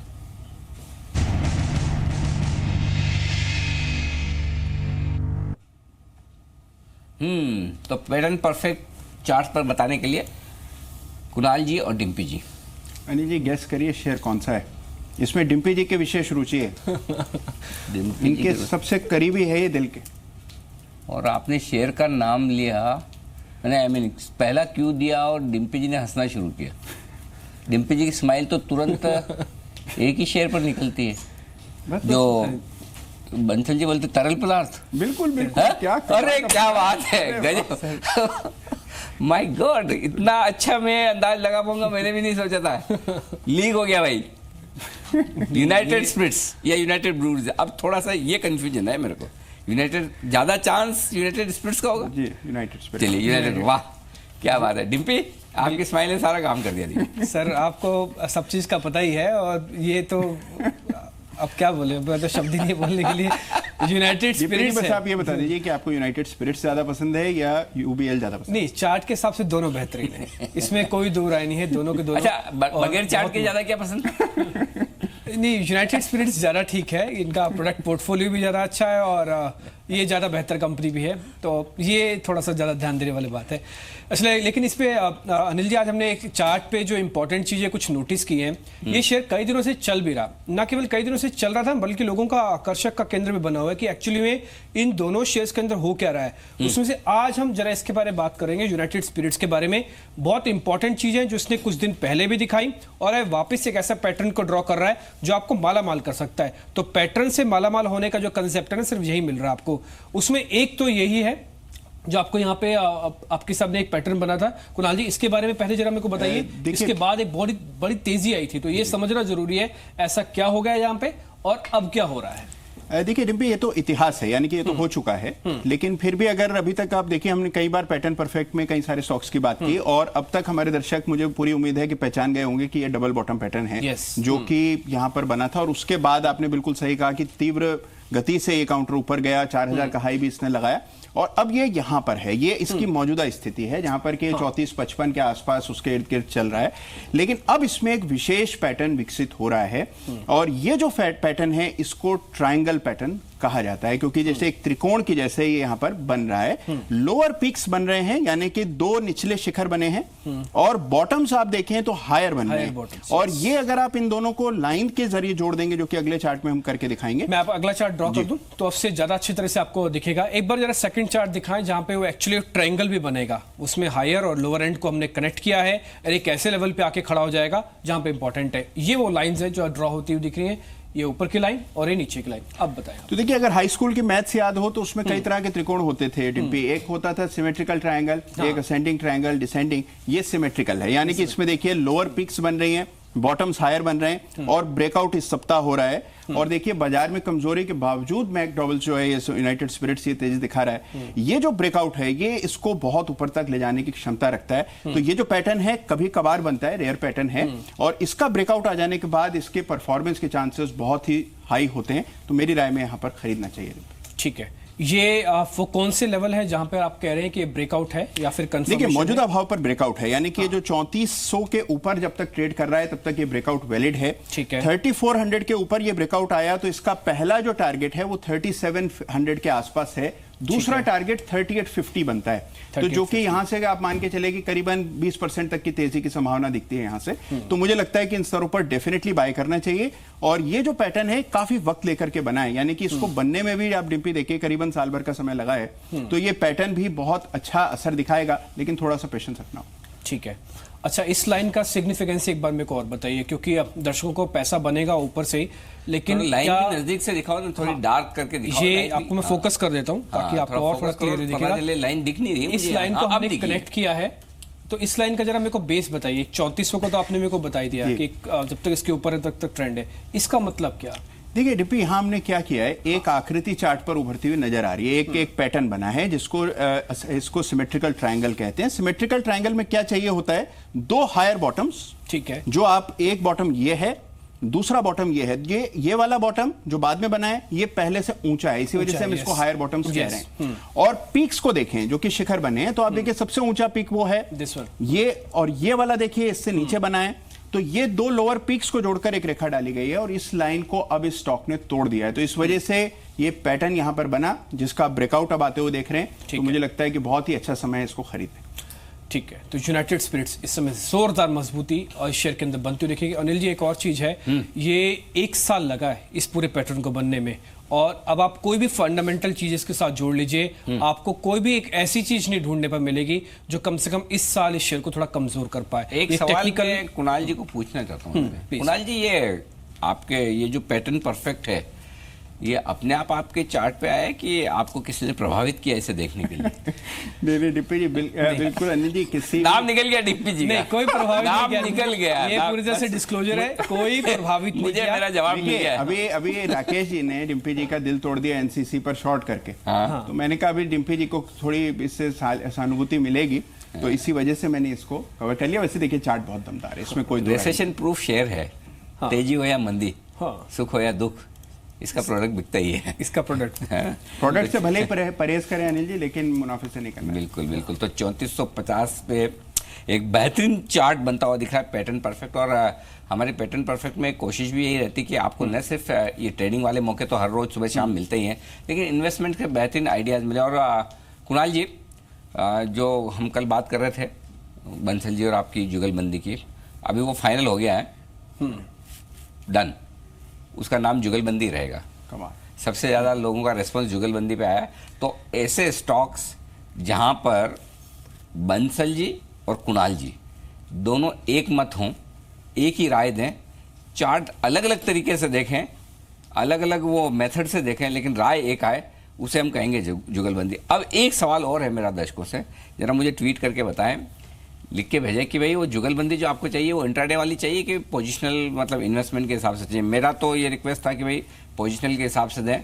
आप लोगों को क्या चाहिए? इंट्राडे वाली चाहिए तो इंट्राडे वाली दे सकते हैं, और इन्वेस्टमेंट्स के हिसाब से चाहिए तो बंसल जी इन्वेस्टमेंट वाली दे सकते हैं। इसमें एक चीज ऐड करना चाहूंगा। देखिए, इन्वेस्टमेंट में तो ना मेरा सक्सेस रेट अपना अच्छा है, कुणाल जी का अपना अच्छा है। इंट्राडे में क्या अनिल जी, छोटे ट्रेंड्स देखते हैं ना, तो वहां गलत निकलने की संभावना थोड़ी ज्यादा होती है छोटे ट्रेंड्स के अंदर। तो वहां पे अगर हमारी जुगलबंदी आ रही है तो वो व्यूअर्स के मुझे लगता है फेवर लेकिन इतनी ट्रेडिंग वाले देते ही हो ना सर, उसमें क्या मतलब? अनिल जी, वहां पर ना फेवर में निकलने के चांसेस मुझे ज्यादा लगते हैं। मैं काफी टाइम से ऑब्जर्व कर रहे हैं। चलो मैं एक काम करता हूँ, दर्शकों का व्यू देखो, क्योंकि देखिए कुणाल जी का भी पर्चा पड़ा है, हम देखते हैं चीजों को ना।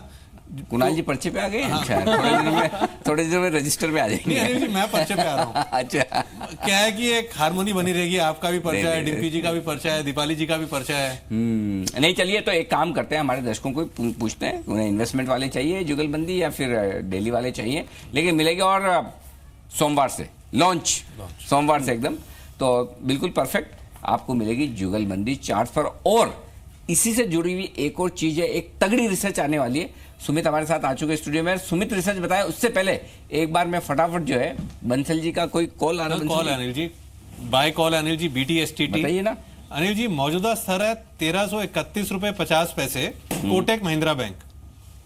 देखो यार, स्मार्टनेस की भी हद हो गई। देखो मतलब मैं जितना टाइट करता हूँ आप लोगों को, आप उतने ही रास्ता निकालते जाते हो।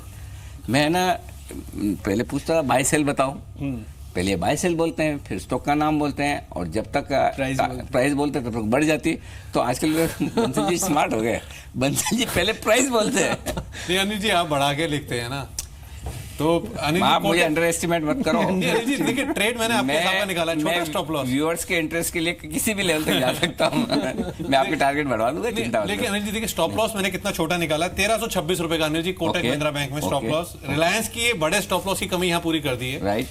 पहला टारगेट अनिल जी 1342, 1342 पहला टारगेट, दूसरा टारगेट 1350। 1342, 1350 ये है आपके लिए दो टारगेट, और ये 1326 एक स्टॉप लॉस। 1326 बिल्कुल। चलिए, तो एक और हमारी जी बिजनेस की बड़ी एक्सक्लूसिव रिसर्च और एक अच्छी खबर आने की तैयारी में है। उससे पहले कुछ और स्टॉक्स पर अब कर लेते हैं बात, और उनमें से एक आ रहा है, माय गॉड, सन फार्मा। अरे ये शेयर देखिए, क्या बात है, वंडरफुल, क्या एक्शन है सन फार्मा में, मजा आ गया देख के। फिर मारुति वाला डायलॉग है ना, वो इस पर बिल्कुल फिट होता है कि इसका पेट्रोल अब खत्म ही नहीं हो रहा है। ये जो 4 दिन से लगातार नॉन स्टॉप चलने वाला शेयर है, पहले 500 के नीचे था, अब 550 के ऊपर आके ट्रेड कर रहा है। श्रीकांत जी देखिए चार्ट्स, खरीदा जाए अभी?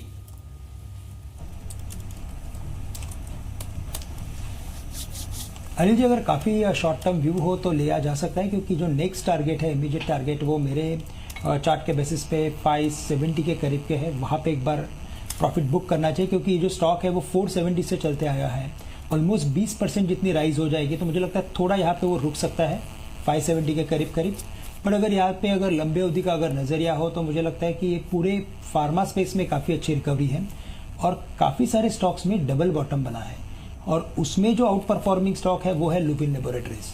तो अगर यहाँ से 3 महीने का अगर व्यू लेंगे तो मुझे लगता है कि लुपिन लेबोरेटरीज इन सबको आउट परफॉर्म करेगा। शॉर्ट टर्म में येस, करंट लेवल से भी इसे लॉन्ग किया जा सकता है, क्योंकि 12 रुपये का टारगेट है, यहाँ से भी ऊपर 570 का टारगेट, और स्टॉप लॉस होना चाहिए तकरीबन 553 के करीब। ओके, तो सन फार्मा में तेजी करने की राय है इस वक्त, लेकिन जो इनिशियल रिएक्शन आ रहे हैं कुणाल जी, बंसल जी, ज़्यादातर लोग जुगलबंदी में इन्वेस्टमेंट के एंगल से मांग रहे हैं, कुछ लोग ट्रेडिंग के एंगल से मांग रहे हैं, और कुछ लोग कह रहे हैं दोनों ही दे दो मतलब कुछ भी छोड़ना नहीं है। तो देखते हैं, आज थोड़ा और रेस्पॉन्स आने देते हैं कि क्या कुछ होता है, लेकिन इस बीच बाजार धीमे धीमे मजबूत होने की कोशिश कर रहे हैं, ऊपर आने की कोशिश कर रहे हैं। 26,600 के बेहद नज़दीक है बैंक निफ्टी, और 10,800 के ऊपर टिक गया है निफ्टी। तो मेरा 10,815 10,820 का जो खतरे वाला जो निशान है ना, जिसके नीचे निफ्टी बंद ना हो, वो तो होता हुआ दिखा। अब आइए आगे बढ़ते हैं एक और जी बिजनेस की बड़ी एक्सक्लूसिव रिसर्च पर। ओहो, आज तो दिन ही एक ही सेक्टर का है लगता है सुमित? आप किससे इंस्पायर हुए? देखिए, ये मैं तो विजय माल्या से इंस्पायर्ड हूँ बहुत पहले से ही। ना बियर ना विस्की, यहाँ पर सीधे विजय माल्या से तो सभी है, बंसल जी भी है, कुणाल जी भी है, डिम्पी जी भी है। बताइए आज रिसर्च क्या है आपकी? आप सेक्टर तो समझ ही चुके हैं बिल्कुल वो है लिकर स्पेस, लेकिन लिकर में और सेग्रीगेट हुए, और मैं बियर पे आया हूँ। डिम्पी थोड़ी पहले जो बात कर रहे थे वो लिकर स्पेस है, यूनाइटेड स्पिरिट्स की उन्होंने बात की। स्पिरिट्स मार्केट में वो प्रीमियर है, उनका कोई मुकाबला ही नहीं है। ऐसी बियर मार्केट में यूनाइटेड ब्रिवरी से कोई मुकाबला नहीं है, लेकिन यूनाइटेड ब्रिवरीज के लिए या फिर पूरे सेक्टर के लिए एक री रेटिंग की पॉसिबिलिटीज दिखाई पड़ रही है, क्योंकि कार्ल्सबर्ग ये एक मल्टीनेशनल कंपनी है, डच कंपनी है, इसका आईपीओ आने वाला है। दरअसल ये विदेशी कंपनी है, काफ़ी स्ट्रॉन्ग मार्केट शेयर इनका वर्ल्ड वाइड है, और इंडियन ऑपरेशंस के लिए अपने आईपीओ लाने की योजना बना रहे हैं। और इन्होंने ये भी कहा है कि जिस तरह की स्ट्रॉन्ग डिमांड इंडियन मार्केट में है, उसको देखते हुए उसको इनकैश करना चाह रहे हैं, जल्दी आईपीओ ला सकते हैं। अगर ये आईपीओ लेकर आते हैं तो ये 17% मार्केट शेयर रखते हैं इंडिया में, और इनका आईपीओ प्रीमियम पे आने की उम्मीद है और अच्छा आईपीओ आने की उम्मीद है। आपको ये बता दें, मल्टीनेशनल कंपनी है, काफी समय बाद कोई मल्टीनेशनल कंपनी इंडिया में अपना आईपीओ लेकर आएगी और अपने आप को लिस्ट कराएगी, और ये भी एक अनुमान लगाया जा रहा है कि काफी बेहतर वैल्यूएशन पर ये आईपीओ आने की उम्मीद है, क्योंकि अगर ये आईपीओ आता है 17% मार्केट शेयर के साथ, तो ये कंपनी इस पूरे सेक्टर की री रेटिंग ऐसे कर सकती है कि फिलहाल कार्ल्सबर्ग के जो 2 प्रोडक्ट्स हैं, यानी कि ट्यूबॉग और कार्ल्सबर्ग, इनका इंडिया में 17% के आसपास का मार्केट शेयर है प्रोमिनेंटली। लेकिन इसके साथ साथ जो बाकी प्लेयर्स हैं, उसमें डोमिनेंस जो है वो है किंगफिशर की तरफ से, यानी कि किंगफिशर प्रोडक्ट है यूनाइटेड ब्रिवरीज का या हेनिकन का, जिसको आप कह सकते हैं। और इस प्रोडक्ट का मार्केट शेयर करीब करीब 52% के आसपास है। 52% मार्केट शेयर होल्ड करता है किंगफिशर एज एन प्रोडक्ट, जो कि हेनिकन का है, यूबीएल का है। बडवाइजर 23% के आसपास मार्केट शेयर ओन करता है, और कार्ल्सबर्ग करीब 17% मार्केट शेयर ओन करता है। यानी कुल मिला के रफली 92% के आसपास का मार्केट शेयर इन 3 कंपनियों के पास ही है, बाकी 8% अन्य कंपनियां जो वो होल्ड करती हैं। तो इस तरह के मार्केट शेयर में अगर इस कंपनी का आईपीओ प्रीमियम पे आएगा, तो आप सोचिए इस कंपनी की सिचुएशन कहां होगी, जो कि ऑलरेडी 52% मार्केट शेयर ओन करती है, यानी कि 3 टाइम्स इनका मार्केट शेयर ओन करती है। मौजूदा सिचुएशन अगर आप देखेंगे वैल्यूएशन के लिहाज से, तो बहुत सारी कंपनियां बियर मार्केट में अवेलेबल नहीं है। यूनाइटेड ब्रिवरीज इसको लीड करती है, 85 के मल्टीपल पर अभी की ईपीएस पर है, यानी कि मौजूदा वित्त वर्ष जो FY18 गया है उसकी वित्त वर्ष पे की ईपीएस पे 85 का मल्टीपल है। ट्रेलिंग देखेंगे तो ये 20 रुपए के आसपास, यानी मल्टीपल करीब 60 के आसपास बैठता है। सोम डिस्टिलरीज ये भी कोलकाता की मार्केट्स में या कुछ रीजनल मार्केट्स में बियर बनाती हैं, 26 के मल्टीपल पर है, 9.5 रुपए की ईपीएस है। और रेडको खैतान जो कि बल्क सप्लायर है, ये डायरेक्ट बियर में नहीं है, ये बल्क सप्लायर में है, करीब 44 के मल्टीपल पर है, 9.5 रुपए का ईपीएस है। ये मौजूदा इनकी वैल्यूएशन की स्थिति है। लेकिन कार्ल्सबर्ग अगर आता है और ये 20 से 22 के मल्टीपल पर आता है, तो इन कंपनीज को भी एक अच्छा प्रीमियम मिलने की उम्मीद लगाई जा सकती है। तो जैसे जैसे कार्ल्सबर्ग का आईपीओ आएगा, वैसे वैसे यूनाइटेड ब्रिवरीज, सोम डिस्टिलरीज और रेडको खैतान जैसी जो कंपनियां हैं, इनकी री रेटिंग की पॉसिबिलिटी काफी हद तक बढ़ेगी, और शायद बियर सेक्टर की ही एक नई री रेटिंग होते हुए दिखाई पड़े। तो इसका मतलब ये है सुमित कि ये आईपीओ जब भी आएगा तो सबसे ज्यादा फायदा हिंदुस्तान में जो कंपनियां उनमें से यूबीएल को होगा, राइट? इनफैक्ट क्योंकि यूबीएल एक मल्टीनेशनल कंपनी है, जैसे ये खुद कार्लसबर्ग है। यूबीएल 52% मार्केट शेयर रखती है, जो कि 17% कार्लसबर्ग का है, और दोनों का एक स्ट्रॉन्ग प्रमोटर भी है। United Breweries, okay. तो और मेरे ख्याल से यूनाइटेड ब्रूवरीज भसीन साहब को ज्यादा पसंद है, यस, है ना? भसीन साहब को वो शेयर ज्यादा पसंद है। और यूनाइटेड ब्रूवरीज आज भी देखिए बड़ा दमदार एक्शन दिखा रहा है, 8% ओपन इंटरेस्ट बढ़ा हुआ है, स्टॉक आधा % मजबूत है। खरीदा जाए क्या कुणाल जी यूबीएल?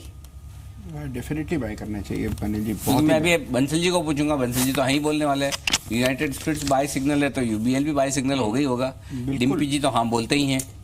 अनिल जी बिल्कुल निस्संदेह बाय करना चाहिए। केवल इसमें एक अड़चन, एक मामूली सी एक कसर बची है, वो ये है कि 1290 के आसपास एक रेजिस्टेंस है, 10 रुपया ऊपर है। 1290 निकल जाए तो 1290 कैश के फ्यूचर, ये फ्यूचर का लेवल में, फ्यूचर तो 1287-88 चल रहा है। एक बार ये 1290 के ऊपर 5-10 मिनट ट्रेड कर जाए, फिर मुझे लगता है कि इसमें आप डिम्पी को बोलूं, डिम्पी जी कुछ मेहनत करें तो हो जाएगा। नहीं हो जाएगा सर, हो जाएगा। चार्ट देख के लग भी रहा है कि हाँ हो ही जाएगा। 1290 के ऊपर निकलने के बाद के लेवल बताओ आप। तो 1290 तो हो जाएगा, आगे का बोलो आप।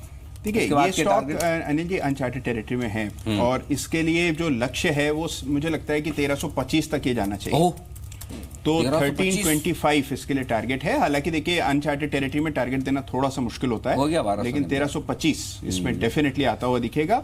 और इसके लिए स्टॉप लॉस भी कोई खास बड़ा नहीं है, स्टॉप लॉस 1270 के आसपास। तो हमारे बंसल जी का काम एक अच्छा है, बंसल जी के तो वो लेवल क्रॉस हुआ, उनका लेवल हो जाता है। तो वैसे तो 1291.70 का हाई बन गया फ्यूचर में, आपके लिए क्रॉस हो गया। बंसल जी का तो क्रॉस होता है, बंसल जी मान लेते हो जाता है। बंसल जी थोड़ी इस मामले में लिबरल है।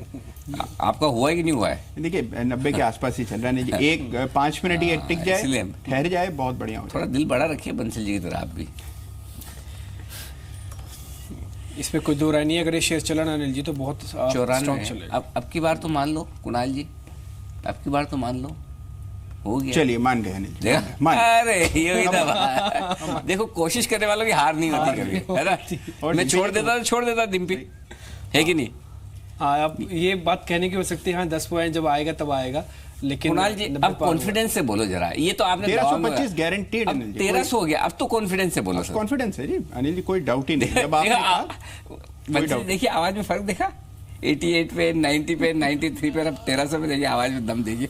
कुणाल जी का फर्क देखा ना आपने, आ गई तेजी। बट अनिल जी कुणाल जी के ना रडार पर एक और स्टॉक है जो मेरे भी रडार पर है, और मेरे को लग रहा है वो तेजी से मतलब कि ना ट्रेलर टाइप है, मतलब कि जैसे हमारा जुगलबंदी शुरू थोड़ा बढ़ रहा है तो इसको पहले ले लें। ये है अरविंद मिल, जिस पर मुझे लगता है कि मौजूदा स्तरों पर बाय करना चाहिए।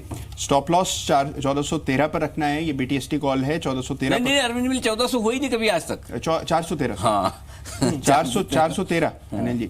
स्टॉप लॉस रखना है 420 पहला टारगेट, और 425 दूसरा लक्ष्य होगा। ओके 420 425 दो टारगेट अरविंद लिमिटेड में खरीदारी करने का है। पैटर्न परफेक्ट है, आई मीन लेवल इसका भी पैटर्न परफेक्ट, लेवल परफेक्ट है, बिल्कुल मजबूत होता हुआ दिख रहा है। चलिए, और यूबीएल भी है, आपके बोलने पे जिन लोगों ने खरीदा है वो आपको दुआएं दे रहे हैं। मतलब आप तो समझ ही होंगे जिन लोगों को मैंने प्रेशर दिया है आपको बोलने के लिए, बट नहीं, एक्चुअली इसके पीछे वजह थी, फ्रेंकली बताऊं क्यों मैं आपको 2-3 मिनट तक इसके लिए बोल रहा था। उसकी वजह ये थी कि जो रिसर्च सुमित ने की है ना, वो बड़ी इंटरेस्टिंग और बहुत काम की है, और वो वाकई में इस स्टॉक की री रेटिंग कर सकती है, तो वो स्टेब्लिश होना ज़रूरी है जी। उसी चीज़ के अंदर आप देखिए ना, सिर्फ 3 कंपनियों के पास 90% का मार्केट शेयर है, यानी कि 10 में से 9 बॉटल सिर्फ वो 3 ही कंपनी बेचती है। उसमें से अगर एक कंपनी अपने आईपीओ के साथ आ जाए तो आप उसका री रेटिंग का अंदाजा तो खुद ही लगा सकते हैं। तो ये बहुत इंपॉर्टेंट था जो मार्केट शेयर अब आपके सामने है। 17% वाला आईपीओ आ रहा है, लेकिन वो 50% की मार्केट शेयर को भी बढ़ाने की हिम्मत रखता है। ये आपके सामने, वैसे भी बड़े प्लेयर का बेनिफिट तो पहले से उठा रहे हैं, और इस आईपीओ आने के बाद तो और तेजी मिलेगी। तो ये एक, वैसे भी आपको पता है, ये कंजम्पशन को लेकर तो इंडिया में कभी कोई प्रॉब्लम रही ही नहीं। कंजम्पशन लेड जितनी भी स्टोरीज रही हैं, चाहे वो पेज इंडस्ट्रीज के प्रोडक्ट हों या फिर इस तरह के कुछ प्रोडक्ट हों, इन सभी के अंदर जोरदार एक मूव आया। खैर कंजम्पशन से बात हुई, कुछ एफएमसीजी प्ले देख लेते हैं।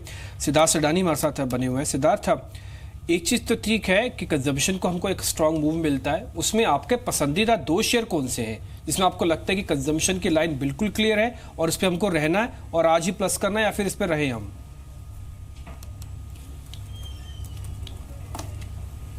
देखिए, दो कंपनी कंजम्पशन और एफएमसीजी स्पेस से अगर देखी जाए डिम्पी, तो पहला होगा डाबर इंडिया, क्योंकि जिस हिसाब से इनके वॉल्यूम्स बढ़ रहे हैं, आने वाले समय में हम मानते हैं कि ये वॉल्यूम्स जो बढ़े हुए लेवल के हैं वो बरकरार रह सकते हैं। तो हमें लगता है कि डाबर इंडिया पे आप दाव लगा सकते हैं 410 के टारगेट से। और दूसरा कंपनी होगा वो होम फर्निशिंग स्पेस से लेना चाहूंगा, वो होगा सेंचुरी प्लाईवुड। हम मानते हैं कि एमडीएफ और लैमिनेशन स्पेस पे काफी बेहतरीन कर रहा है, कैपेसिटी भी बढ़ी है, यहाँ पे नंबर्स और बैलेंस शीट काफी इंप्रूव हो जाएगी आने वाले 6 महीने में। सेंचुरी प्लाईवुड कंजम्पशन स्पेस में दूसरी कंपनी होगी जो हमें बहुत बेहतरीन लगता है। 15% का एक अमूमन अपसाइड लेके चल सकते हैं आप 6 महीने के पर्सपेक्टिव से। ओके, तो ये है सेंचुरी प्लाई। और सेंचुरी प्लाई कल भी कुछ खबरों में था ना, कुछ प्रमोटर ने खरीदारी की है, कुछ तो ऐसी खबर थी, पता नहीं, मुझे याद तो नहीं आ रही, लेकिन जिस वजह से कल भी थोड़ा एक्शन दिखा था। और आपका कल वाला स्टॉक देखिए आज फिर से एक्शन में, जुबिलेंट लाइफ, ये शेयर चलता क्यों नहीं? ये शेयर चलता नहीं, कल ही हमने इसके बारे में आपको रखी थी बात, और कल भी चला और आज भी स्ट्रॉन्ग मूव दिया। आज 15 रुपये ऊपर है और ये भले स्लो मूव रहा है, लेकिन इस बार ये चला तो बहुत इंपॉर्टेंट होगा, खासकर इसकी जब सिंगापुर वाली इकाई वो जब लिस्ट हो जाएगी उसके बाद तो आप शेयर के अंदर काफी जोरदार जान देखेंगे लगते हुए। जुबिलेंट लाइफ साइंसेज, एक बार एक चार्ट इसके, अरे 3-10 हो गए।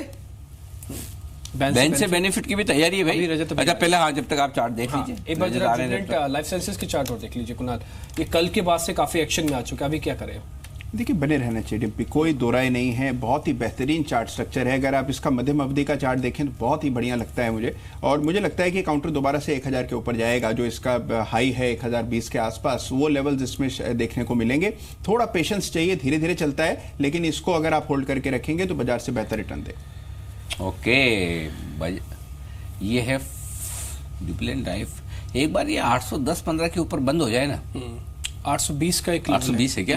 820 के एक बार ये 800-850 के बीच में रुक जाता है ना, यहीं पे रुकता बार बार। जिस दिन भागेगा फिर किसी दिन हाथ में नहीं आएगा, ये 1000 ही होने वाला है फिर, ये है ना, ऐसा ही हो जाएगा। क्योंकि इसकी अगर आप और भी एक अच्छी बात अनिल जी इसकी है कि जहां सारे फार्मा कंपनीज में हमने बड़े गिरावट देखी थी, आप देखिए बिल्कुल अछूता रहा उस गिरावट में, इसमें कोई खास करेक्शन नहीं आया, कोई 15-20% का मैक्सिमम करेक्शन रहा।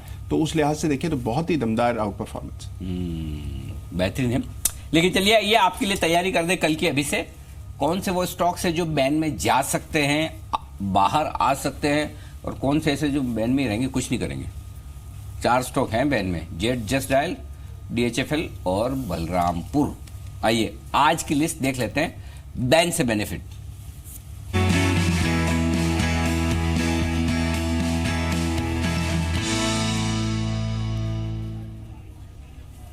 जिसे पता ना हो उनके लिए बता दूं कि हमने बैन से बेनिफिट में परसों शाम को जस्ट डायल की बात की थी कि ये जाने की तैयारी में। 585 वाला जस्ट डायल आज सुबह 557, 1.5 ट्रेडिंग सेशन में हो गया, सोच ली, 1.5 भी नहीं, एक पूरा ट्रेडिंग सेशन, और आज के सुबह, और अभी 74 पाया, लेकिन आज सुबह 557 होकर आया है नीचे में। तो और कल भी 3-3.5% गिरा था। और यही वजह कि रजत आपके पास एकदम परफेक्ट इन्फॉर्मेशन लेकर आते हैं, कौन सा स्टॉक बैन में जाने वाला है, नहीं जाने वाला, बाहर आने वाला। रजत आज क्या है इन्फॉर्मेशन? देखिए, एक स्टॉक अनिल जी ऐसा जो ट्रैक ही नहीं कर रहे थे, वो एकदम से पिछले कुछ 1 घंटे में बहुत एक्टिव हुआ है। अच्छा, वो है इन्फीबीम। देखिए, आप आज प्राइस पैटर्न देखेंगे तो बहुत बड़ी चाल नहीं दिखाई देगी, लेकिन इन्फीबीम में कुल पोजीशंस अब 96% पहुंच गई है। हम बार बार बोलते हैं कि 95% के ऊपर जब होगा तो बैन में आ जाएगा, लेकिन इसकी पूरी संभावना है कि आज 95%, जो कि मार्केट वाइड पोजीशन लिमिट के 95% के ऊपर ही यहाँ पर ये लिमिट क्रॉस होती हुई नजर आएगी। 96% तो अभी तक हो चुकी है, अब सेटलमेंट तक का इंतजार है, लेकिन ये स्टॉक संभावना बहुत ज़्यादा है कि कल के सत्र में ये बैन में ही नजर आएगा आपको। तो इन्फीबीम पर क्लोजली यहाँ पर नजर रखें, ये बैन में आ सकता है। लेकिन जो बाकी के स्टॉक हैं, जस्ट डायल, DHFL और जेट एयरवेज, ये तमाम स्टॉक्स बैन में ही रहेंगे।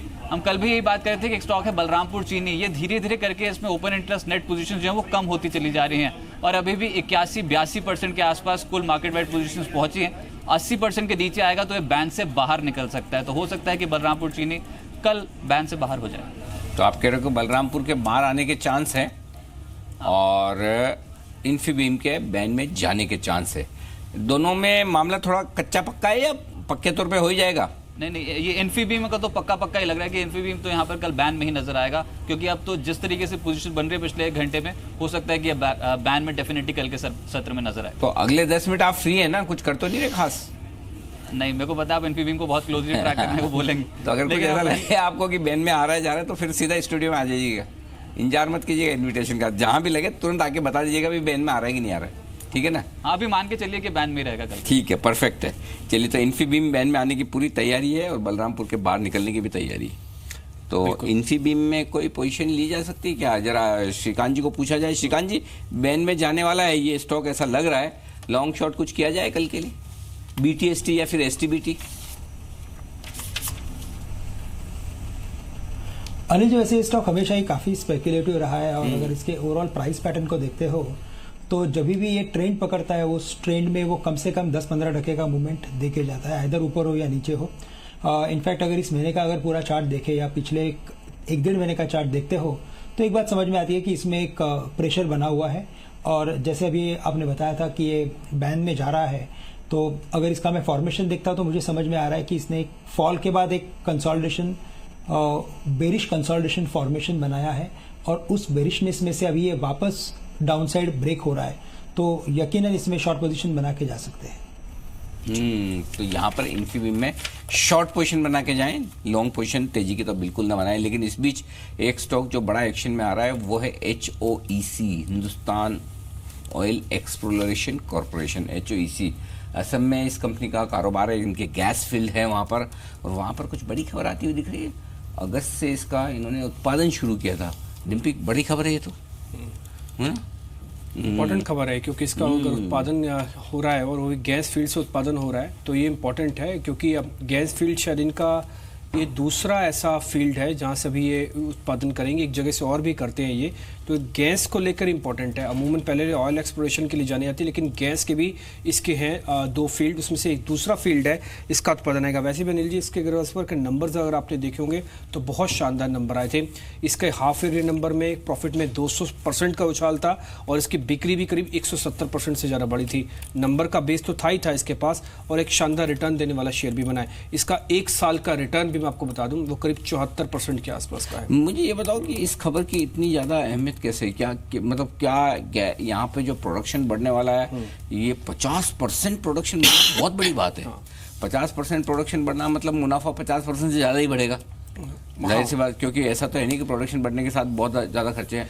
मुनाफे बढ़ेगा और रेवेन्यू भी 50% से ही ज़्यादा आपका बढ़ेगा, क्योंकि 20% रेवेन्यू उल्टा 50% से। सर, स्टॉक का प्राइस, सर, स्टॉक का अनिल जी टारगेट 200 रुपए का बड़ा क्लोजली ट्रैक करता हूँ अनिल जी। 200 रुपए? 200 अनिल जी, अभी तो सब कुछ आपने जो बोला है उसके बाद तो मुझे लग रहा है कि शायद मेरा टारगेट छोटा है। देखना ये है कि अनिल जी टारगेट कितनी तेजी में आता है। 6 महीने का नजरिया बना के अगर आप लेते हैं, अच्छा खासा निवेश का कैंडिडेट है। कल का टारगेट बताइए। कल का तो अनिल जी बड़ा, अरे ऐसा थोड़ी आप कुणाल जी की तरफ कर देंगे तो आपका मुंह ऐसा है। आप तो मिनट वाले भी देना चाहते, कुणाल जी भी दे देंगे, ऐसी बात नहीं है, कुणाल जी भी बता सकते हैं। लेकिन मुझे कल का, क्योंकि अब 18% में मुझे कल का टारगेट चाहिए। कल के लिए क्या खरीदा है? 152। कुणाल जी?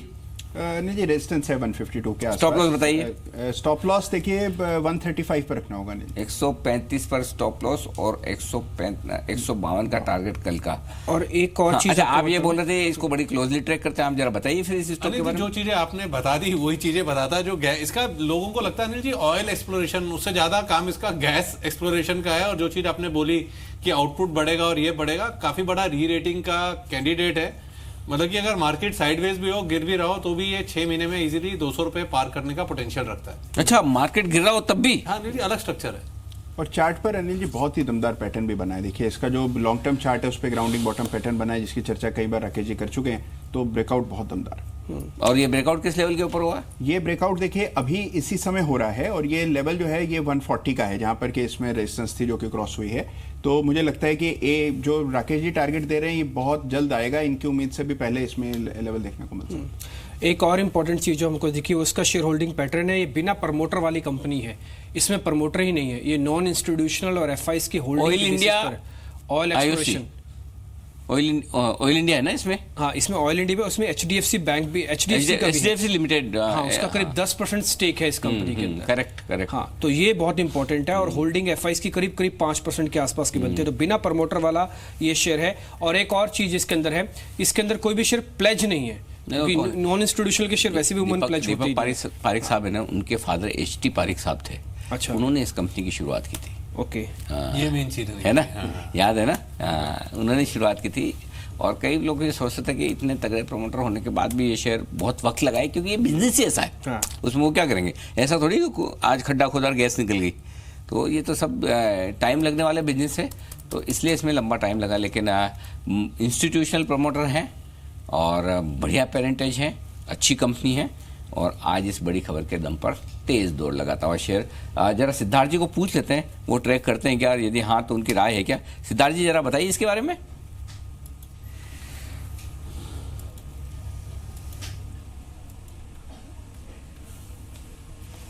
HOIC की बात चल रही है अनिल जी? हाँ HOIC। हेलो। Yes HOIC। अच्छा HOIC अनिल में जी इसे हम ट्रैक नहीं करते हैं और हम अच्छा ट्रैक नहीं करते हो। अच्छा तो मैंने इसे थोड़ी हमें सी track नहीं एक फैक्ट गलत बोल दिया। वो दीपक पारिक साहब के अंकल हैं। अच्छा अंकल है, फादर नहीं, अंकल है। एच.टी. पारिक साहब वो उनके अंकल हैं। ओके मतलब उनकी फैमिली में है बेसिकली। ठीक है। इससे एक और मेहमान भी हमारे साथ जुड़े हैं बातचीत करने के लिए। HOIC के MD हमारे साथ इनफैक्ट जुड़ चुके हैं, mister P. Lengo। Mister Lengo, hi, how are you? I hope आपको हमारी बात क्लियरली आ रही होगी। आप ये जो असम में जो गैस का प्रोडक्शन है इसके बारे में कुछ डिटेल देंगे, या ये कितना प्रोडक्शन इसका इम्प्रूव हो रहा है? हाँ जी, अभी we have started production from all the 6 wells. All the 6 wells do stand connected, and we have the capacity to produce 36 million cubic feet of gas per day, which is equivalent to 1 million cubic meter of gas per day, and about 1,000 barrels of condensate. At 1 million cubic meter of gas per day, this constitutes about 15% of the Assam state gas production. Okay. And currently our production is about 80% rate based on the offtake from the consumers. So it varies between day to day, but on average we are doing about 80% of the capacity. Mister लेंगो, ये बताइए कि ये जो आपने production बढ़ाने की बात की है, आपके रेवेन्यू में, आपके प्रॉफिट में इस साल में मार्च 19 में जब आप नंबर्स देंगे, कितना इसमें बढ़ोतरी होने की संभावना है? कितना प्रॉफिट और कितना रेवेन्यू बढ़ेगा? Now, overall, we expect for the current year that we would be doing, Assam would be contributing about 100 crores to our bottom line in the current financial year. Okay. 100 crore आपका आसाम के operation से profit आने चाहिए, right? हाँ जी, yes. Okay. और overall performance company की? बाकी we are currently drilling 2 wells in PY1 offshore. The results will be known by end of this quarter. Along with the quarterly results, we will announce the results of these campaigns. Okay. The Assam project is complete and fully on monetization mode in terms of the gas sales and condensate sales. Okay. Thank you so much sir for taking your time out Zee business के लिए वक्त निकालने के लिए और तुरंत हमसे बात करके अंदाजा देने के लिए। तो HOIC के मैनेजमेंट से आपने सबसे पहले जी बिजनेस पर बातचीत सुनी और वो कह रहे हैं कि ये जो आसाम का इनका फील्ड है, इससे 100 करोड़ का मुनाफा आएगा अगले साल। 100 करोड़ का मुनाफा बहुत तो बड़ी बात है। और इसीलिए जी बिजनेस से सबसे पहले एक्सक्लूसिव बातचीत आपसे सीधे मैनेजमेंट से सुनाई। तो जो एक्शन है सबसे पहले, सबसे फास्ट आपको यहीं पर और मिलेगा। 100 करोड़ का मुनाफे का मतलब अनिल जी समझे कि इस क्वार्टर के अंदर जो उन्होंने इस बार दिखाया, सिर्फ 16 करोड़ रुपए का प्रॉफिट दिखाया पूरे क्वार्टर के अंदर। मेरे पास क्वार्टर की डिटेल भी है। मार्च 17 से मैं आपको बता रहा हूँ 3 करोड़ और दिसंबर तक करीब 8 करोड़ था और क्वार्टर्स का मुनाफा सिर्फ 16 करोड़ था। और पूरे साल का मुनाफा 32-38 करोड़ पूरे साल का। मैं पूरे साल का भी आपको, मैं 1 मिनट में को लगेगा, मैं आपको पूरे साल का बता सकता हूं। मतलब तो खाली टोटल आय 48 करोड़ है और वो बोल रहे कि मुनाफा 100 करोड़ होगा। हाँ। आप सोच सकते हैं कि फिर तो मतलब 48 करोड़ की कुल मिला के इसकी आय है और 37 करोड़ 37.52 करोड़ इसका 38 करोड़ के आसपास का मुनाफा है, बराबर है। 37.52 करोड़ इसका प्रॉफिट है। और आपको मैं बता दूं, आज से 2 साल पहले तक तो कंपनी लॉस मेकिंग थी। ये बंसल जी मार्च 15 के अंदर लॉस मेकिंग थी कंपनी। आपने एकदम सही कहा, 200 रुपए हो जाए। अब तो नंबर साथ में आ गया। अब तो मेरा नंबर आने के बाद मेरा कॉन्फिडेंस परफेक्ट है। देखिए लास्ट 3 ईयर्स से रिटर्न ऑन इक्विटी रही है ना इसकी, वो -3.83% रही है। तो इन नंबर्स के बाद तो वो रिटर्न ऑन इक्विटी कितनी बढ़ेगी। और FIIs फंड्स अनिल जी जो भी है नंबर्स हैं, और जो नंबर को चेस करता है वो उसको छोड़ेगा नहीं। सवाल ही नहीं, बिल्कुल सही बात है। नंबर तो नंबर ही है। और एक छोटी सी चीज और, इसका जो मार्जिन है वो 63% का है वो 2000 मार्च 17 में 16 में जहां पे 5 से 16% का था, वो बढ़कर सीधा 7%। मार्जिन छोड़ो, पैसा बन रहा है। पैसा बन रहा है। हाँ, 100 करोड़ कंपनी बनाएगी जो 38 करोड़ बना रही है। हाँ। वो 100 करोड़ खाली आसाम से, बाकी तो छोड़ दीजिए। वंडरफुल। क्योंकि वो अंग्रेजी भी बोल रहे थे, मार्केट बंद होने का भी टाइम आ गया, नहीं तो मैं तो इंटरव्यू थोड़ा और लंबा कर लेता था। मैंने कहा नहीं। अच्छा, इस बीच अदानी एंटरप्राइज का आपने लगवा दी क्या सील? एक सील हमने एक लगवा दिया। थोड़ा ऊपर तो आया है स्टॉक, बढ़िया, वेरी गुड। स्टार, ये देखिए जरा श्रीकांत जी, इस स्टॉक में भी तेजी बनी है, 0.3% मजबूत हुआ है, 11% से ज्यादा ओपन इंटरेस्ट बढ़ा हुआ है इस स्टॉक में, दिन के हाई पॉइंट की तरफ है ये। क्या ट्रेड लेंगे? स्ट्राइडर कोलैब अगर अनिल जी देखा जाए ना तो वैसे काफी वीक रहा है स्टॉक ये। इसमें न्यूज फ्लो आते हैं, लेकिन अगर आप इसके वॉल्यूम्स देखेंगे और इसके प्राइस पैटर्न को देखेंगे तो वो काफी डिस्टर्बिंग है। मुझे लगता है कि अभी भी इससे दूर रहा जा सकता है। अगर कोई पोजीशन बनानी हो तो आज के लो के स्टॉप लॉस के साथ इसे लिया जा सकता है, क्योंकि ये स्टॉक वैसे मुझे काफी वीक लगता है, लेकिन चूंकि इसने काफी वक्त गुजार लिया है, 21 मई से लेकर अभी तक ये इसी रेंज को मेंटेन करते आया हुआ है, तो पॉसिबल है कि अगर पूरा फार्मा चल रहा है तो ये स्टॉक बाउंस बैक करे। लेकिन मुझे लगता है कि जो भी इन्वेस्टर या तो जो भी ट्रेडर है उसका वेरी फर्स्ट जो फोकस होना चाहिए वो होना चाहिए सर लुपिन लैबोरेटरीज पे। ये स्टॉक आने वाले दिनों में काफी अच्छा परफॉर्मेंस देगा। जब आज काफी सारे कंजम्पशन के शेयर दिखे, उसमें वीआईपी इंडस्ट्रीज ना चले ऐसा मुश्किल दिखता है। आज फिर से 4% ऊपर है, ये क्या नोटिस करवा रहा है और चलेगा? क्लोजिंग बड़ी शानदार है। कुणाल जरा आप चार्ट चेक कीजिए वीआईपी इंडस्ट्रीज। देखिए बहुत स्ट्रॉन्ग चार्ट है डिम्पी, और एक ब्रेकआउट है, बिल्कुल आपने सही पहचाना कि इसमें देखिए 450 के ऊपर ये ब्रेकआउट आया है और बहुत अच्छा वॉल्यूम बिल्डअप है पिछले कई दिनों का, और उसका आज मुझे लगता है कि एक ब्रेकआउट आया है, तो डेफिनेटली और ऊपर के लेवल्स आएंगे। अब देखिए जो लक्ष्य इसके लिए, क्योंकि ये भी स्टॉक अनचार्टेड टेरिटरी में है, तो टारगेट इसके लिए मैं दूंगा कि इसका पहला टारगेट 467 का होना चाहिए, जो मुझे लगता है कल तक आना चाहिए। पोजिशनल बेसिस पर देखें तो मुझे लगता है कि 500 को पार करेगा। इसके अलावा कॉफ़ी के शेयर्स तो आज नो डाउट टाटा ग्लोबल है, आप कॉफ़ी डे भी एक बार देख सकते हैं, 3-3.5% ऊपर है। टाटा कॉफ़ी भी मोमेंटम दिखाने वाला शेयर बन गया, तो ये कुछ एक कमोडिटी बेस्ड शेयर्स के अंदर भी आज एक अच्छा मूव हमको देखने को मिल रहा है। अच्छा, इसके अलावा कुछ आईटी के शेयर्स भी चल रहे हैं। आज हेक्सावेयर का शेयर वापस से 3-3.5% ऊपर हुआ है। आज इन्फोसिस ने थोड़ा निराश किया, क्या उसकी सालगिरह, लेकिन हेक्सावेयर आज उसमें वो है, वो डिविडेंड 30 रुपए। हाँ, 30 रुपए नेट में तो वैसे 4-5 रुपए का ही है, इसमें ज्यादा कुछ नुकसान नहीं है। अच्छा, हेक्सावेयर के कुणाल राकेश जी एक बार आप जरा चार्ट देखेंगे, हेक्सावेयर ठीक लग रहा है आपको?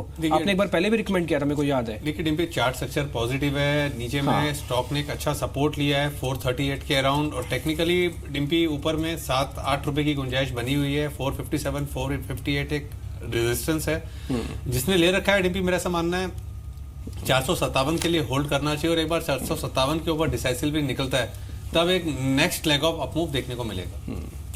अनिल जी, एक शेयर है बीजीआर एनर्जी, नो डाउट इसमें कुछ ना कुछ तो हो ही रहा होगा। आज फिर से 7-8% ये शेयर ऊपर है। ये अमूमन ना चलने वाला शेयर है, लेकिन पिछले 2-3 दिन से काफी स्ट्रॉन्ग मूव दिखा रहा है, पता नहीं क्यों।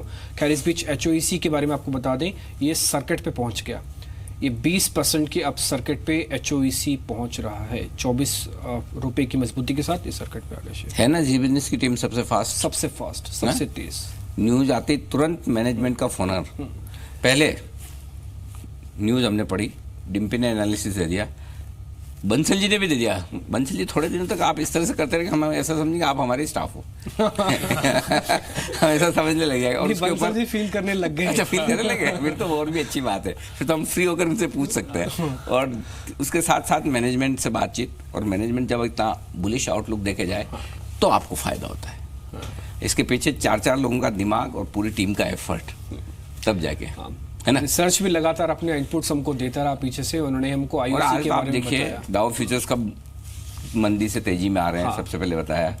कब आप अशोक लेलैंड फाइनेंस का IPO आ रहा है, सबसे पहले बताया। तो कमाल है, मतलब UBL, यूनाइटेड स्पिरिट्स, ये दोनों शेयर्स के पैटर्न के बारे में सबसे पहले हम आपके सामने रख रहे हैं बात। ये सब कुछ सबसे पहले दिख रहा है, इसलिए सबसे पहले नंबर पे आपको जी बिजनेस में ही रहना है। क्या मार्केट के अंदर एक तेज मोमेंटम बनने की तैयारी हो रही है, और इस क्लोजिंग का अनिल जी आपको ठीक लग रही है? क्लोजिंग आज की 800 के ऊपर की क्लोजिंग है, 820 मिल नहीं रहा, लेकिन 800 के ऊपर की क्लोजिंग। चला लेंगे, काम चला लेंगे, चल जाएगा। हाँ चला लेंगे। तो सौदे कोई नहीं काटे, रखे लेके जाए? ना ऐसा क्या है, ऐसा कोई खराब थोड़ी हुआ, ट्रेंड अच्छा ही है, बिल्कुल बढ़िया।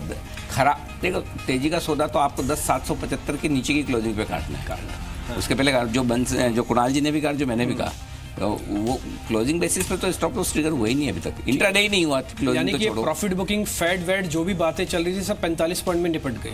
नहीं, थोड़ी ज़्यादा में। थोड़ी ज़्यादा में, हाँ, क्योंकि देखिए मैं कहाँ से गिर रहा हूँ, मैं कल सुबह की ओपनिंग से गिर रहा हूँ, जहाँ से हम कह रहे थे कि प्रॉफिट बुकिंग करिए, और वो था 10,888 का लेवल, 888 का। हाँ, हालांकि 893 हमने हाई बनाया था, लेकिन हमने कहा 10,888 ये जाम खुल रहा है, वहीं से बेचना शुरू करो, तो लगभग 100 पॉइंट मिले, बस इतना काफ़ी। करेक्शन इतना ही होता है तेजी के मार्केट में, इससे ज़्यादा होता भी नहीं, मुझे लगता नहीं 75-100 पॉइंट से ज़्यादा निफ्टी में कोई करेक्शन होता है। ये करेक्शन जो एक छोटा चाहिए था वो आगे सही आया, दिक्कत की बात नहीं। ठीक है, तो आज की क्लोजिंग हमको मिल गई है और आज मार्केट जो बंद हुआ है वो डॉट 10,809 पे बंद हुआ है, 47 अंकों की गिरावट। सेंसेक्स की गिरावट 142 अंकों की है, लेकिन ज़्यादा मुश्किल नहीं, 35,500 के ऊपर ही बंद हुआ है। और निफ्टी बैंक जो कि हमने आपके सामने पोल भी रखा था कि 450 से 550 के बीच में कटान होगी, आप निफ्टी बैंक का आंकड़ा देखिए 26,450 से 550 के बिल्कुल बीच में 540 में। एक और सबसे पहले और सबसे सटीक एनालिसिस। और इसलिए मैंने आखिर में ये बोला कि देखिए आखिर के 1 घंटे में ट्रेड नहीं बन रहा है। हाँ, वो नहीं बन रहा है, और वो भी तब जबकि बैंक निफ्टी की वीकली एक्सपायरी के दिन तो आप मानते हैं कि बड़ा होगा ऊपर नीचे, तो हम कह रहे 26,500 के नीचे नहीं जाएगा, 26,600 के ऊपर नहीं जाएगा, और देख लीजिए एक्सपायरी का बिल्कुल ठीक हुआ है ना। तो इसलिए नहीं ट्रेड करना ठीक रहा, कभी कभी नहीं ट्रेड करना ज़्यादा ठीक रहा, ज़्यादा फायदे का। अच्छा, एक स्टॉक हम मिस कर गए, आखिर में कोई बात नहीं, कल सुबह कर लेंगे, जाते जाते दिखा दें। बिल्कुल, पीवीआर। जरा पीवीआर दिन के हाई पॉइंट पर जाकर बंद हुआ है, और रेस 3 और कल रेस 3 रिलीज हो रही है, तो कल आपको जी बिजनेस पर मिलेगा एक बेहतरीन शो, शानदार। बंसल जी देखने लायक होगा, कुणाल जी 10:30 बजे। और आज भी आपने देखा होगा फीफा वर्ल्ड कप पे हमने 2 शो किए थे, और कल भी ये बड़ा तगड़ा शो आने वाला है, आपको देखकर बड़ा मजा आएगा। रेस 3, ऐसा नहीं कि उधर ही स्टार है, हमारी टीम में भी बड़े बड़े स्टार हैं, तो वो एक खास शो करने वाले हैं आपके लिए। तो चलिए कल वो शो आपको बताएंगे, लेकिन उससे पहले आज के कुछ और इंटरेस्टिंग शो बता दें। अब दिल्ली में आने के बाद मैं भी फील कर रहा हूँ इस चीज़ को, पोल्यूशन। वो वाकई में दिल्ली में पोल्यूशन, धूल मिट्टी इतनी होती है, तो मैं पहले मैं सोचता था, मुंबई में रहता था, तो मुझे लगता है कि यार दिल्ली वाले बोलते ज़्यादा हैं, ऐसा होता नहीं होगा, लेकिन अब देख के लगता है कि हर वक्त ऐसे ही माहौल दिखता है यहाँ। तो आज दिल्ली, पंजाब, राजस्थान, यूपी, इसके आसपास के इलाके के जो लोग हैं वो पोल्यूशन की बड़े वजह से बड़े परेशान हैं, मौसम ख़राब हो रहा है, और इस तरह से थोड़ी सी दिक्कतें हो रही है, उड़ानें रद्द हो रही है, और दिल्ली में पानी का छिड़काव किया जा रहा है, कंस्ट्रक्शन का काम रोकने पर विचार किया जा रहा है। तो ये सारी जो मुश्किल है, इस पर एक ख़ास शो देखिए आपके लिए, दिल्ली में दम घोंटू धूल से दम घुट रहा है, ये एक खास शो। और रात को 8 बजे तो आपके लिए एक इंटरेस्टिंग शो है ही। तो टॉपी फिटनेस में राहुल फेल। कल राहुल गांधी की तरफ से इफ्तार पार्टी थी, और राहुल गांधी को एक कांग्रेसी कार्यकर्ता आकर उन्हें इफ्तार के मौके पर टोपी पहना गए, और पता नहीं राहुल गांधी को क्या जमा, उन्होंने 5 ही सेकंड में टोपी उतार कर रख दी, और उस पर माहौल हो गया, और वहाँ पर माहौल बड़ा गर्म। अरे एकदम पूछिए मत, क्या ट्वीट और ये एक दूसरे के स्टेटमेंट दोनों पार्टियों की तरफ से, अरे बड़ा माहौल गर्म है। ये तो हम तो क्या मार्केट से फुर्सत ही नहीं है, हम तो देखते नहीं है 3:30-4 बजे तक, लेकिन जो लोग राजनीति में दिलचस्पी रखते हैं उनके लिए तो बड़ा इंटरेस्टिंग शो है 8 बजे। दूसरी बात डिम्पी, 8 बजे है ना, एक और चीज़ है, राहुल गांधी ने कल वो मीटिंग करते करते है ना, उसमें एक दो चीज़ें और बोले ये मोदी जी क्या नाटक कर रहे हैं, फिटनेस वाला जो उन्होंने वीडियो शेयर किया ना, उस पर भी बड़ा हंगामा चल रहा है, इसलिए हमने दोनों को जोड़ दिया। टोपी फिटनेस में राहुल फेल। ये सही है, टोपी और फिटनेस दोनों में उन्होंने जो स्टेटमेंट दिया ना, वो बड़ा बेकार हाल है। लेकिन 4:30 बजे फुटबॉल फीवर पे आपके लिए है इंटरेस्टिंग शो, जो आप अगर नहीं देखे हैं और देखना फिर से चाहते हैं, मिस कर चुके, तो फुटबॉल फीवर शानदार शेयर ज़रूर देखिएगा हमारी पूरी टीम के साथ। लेकिन फिलहाल मुझे और डिम्पी को इजाज़त देने से पहले हम विदा तो ले लें। बंसल जी शुक्रिया आपका, कुणाल जी शुक्रिया आपका, सिद्धार्थ जी और श्रीकांत जी आप दोनों का भी बहुत बहुत धन्यवाद जी बिजनेस को वक्त देने के लिए। तो चलिए आज की शो में इतना ही, नमस्कार।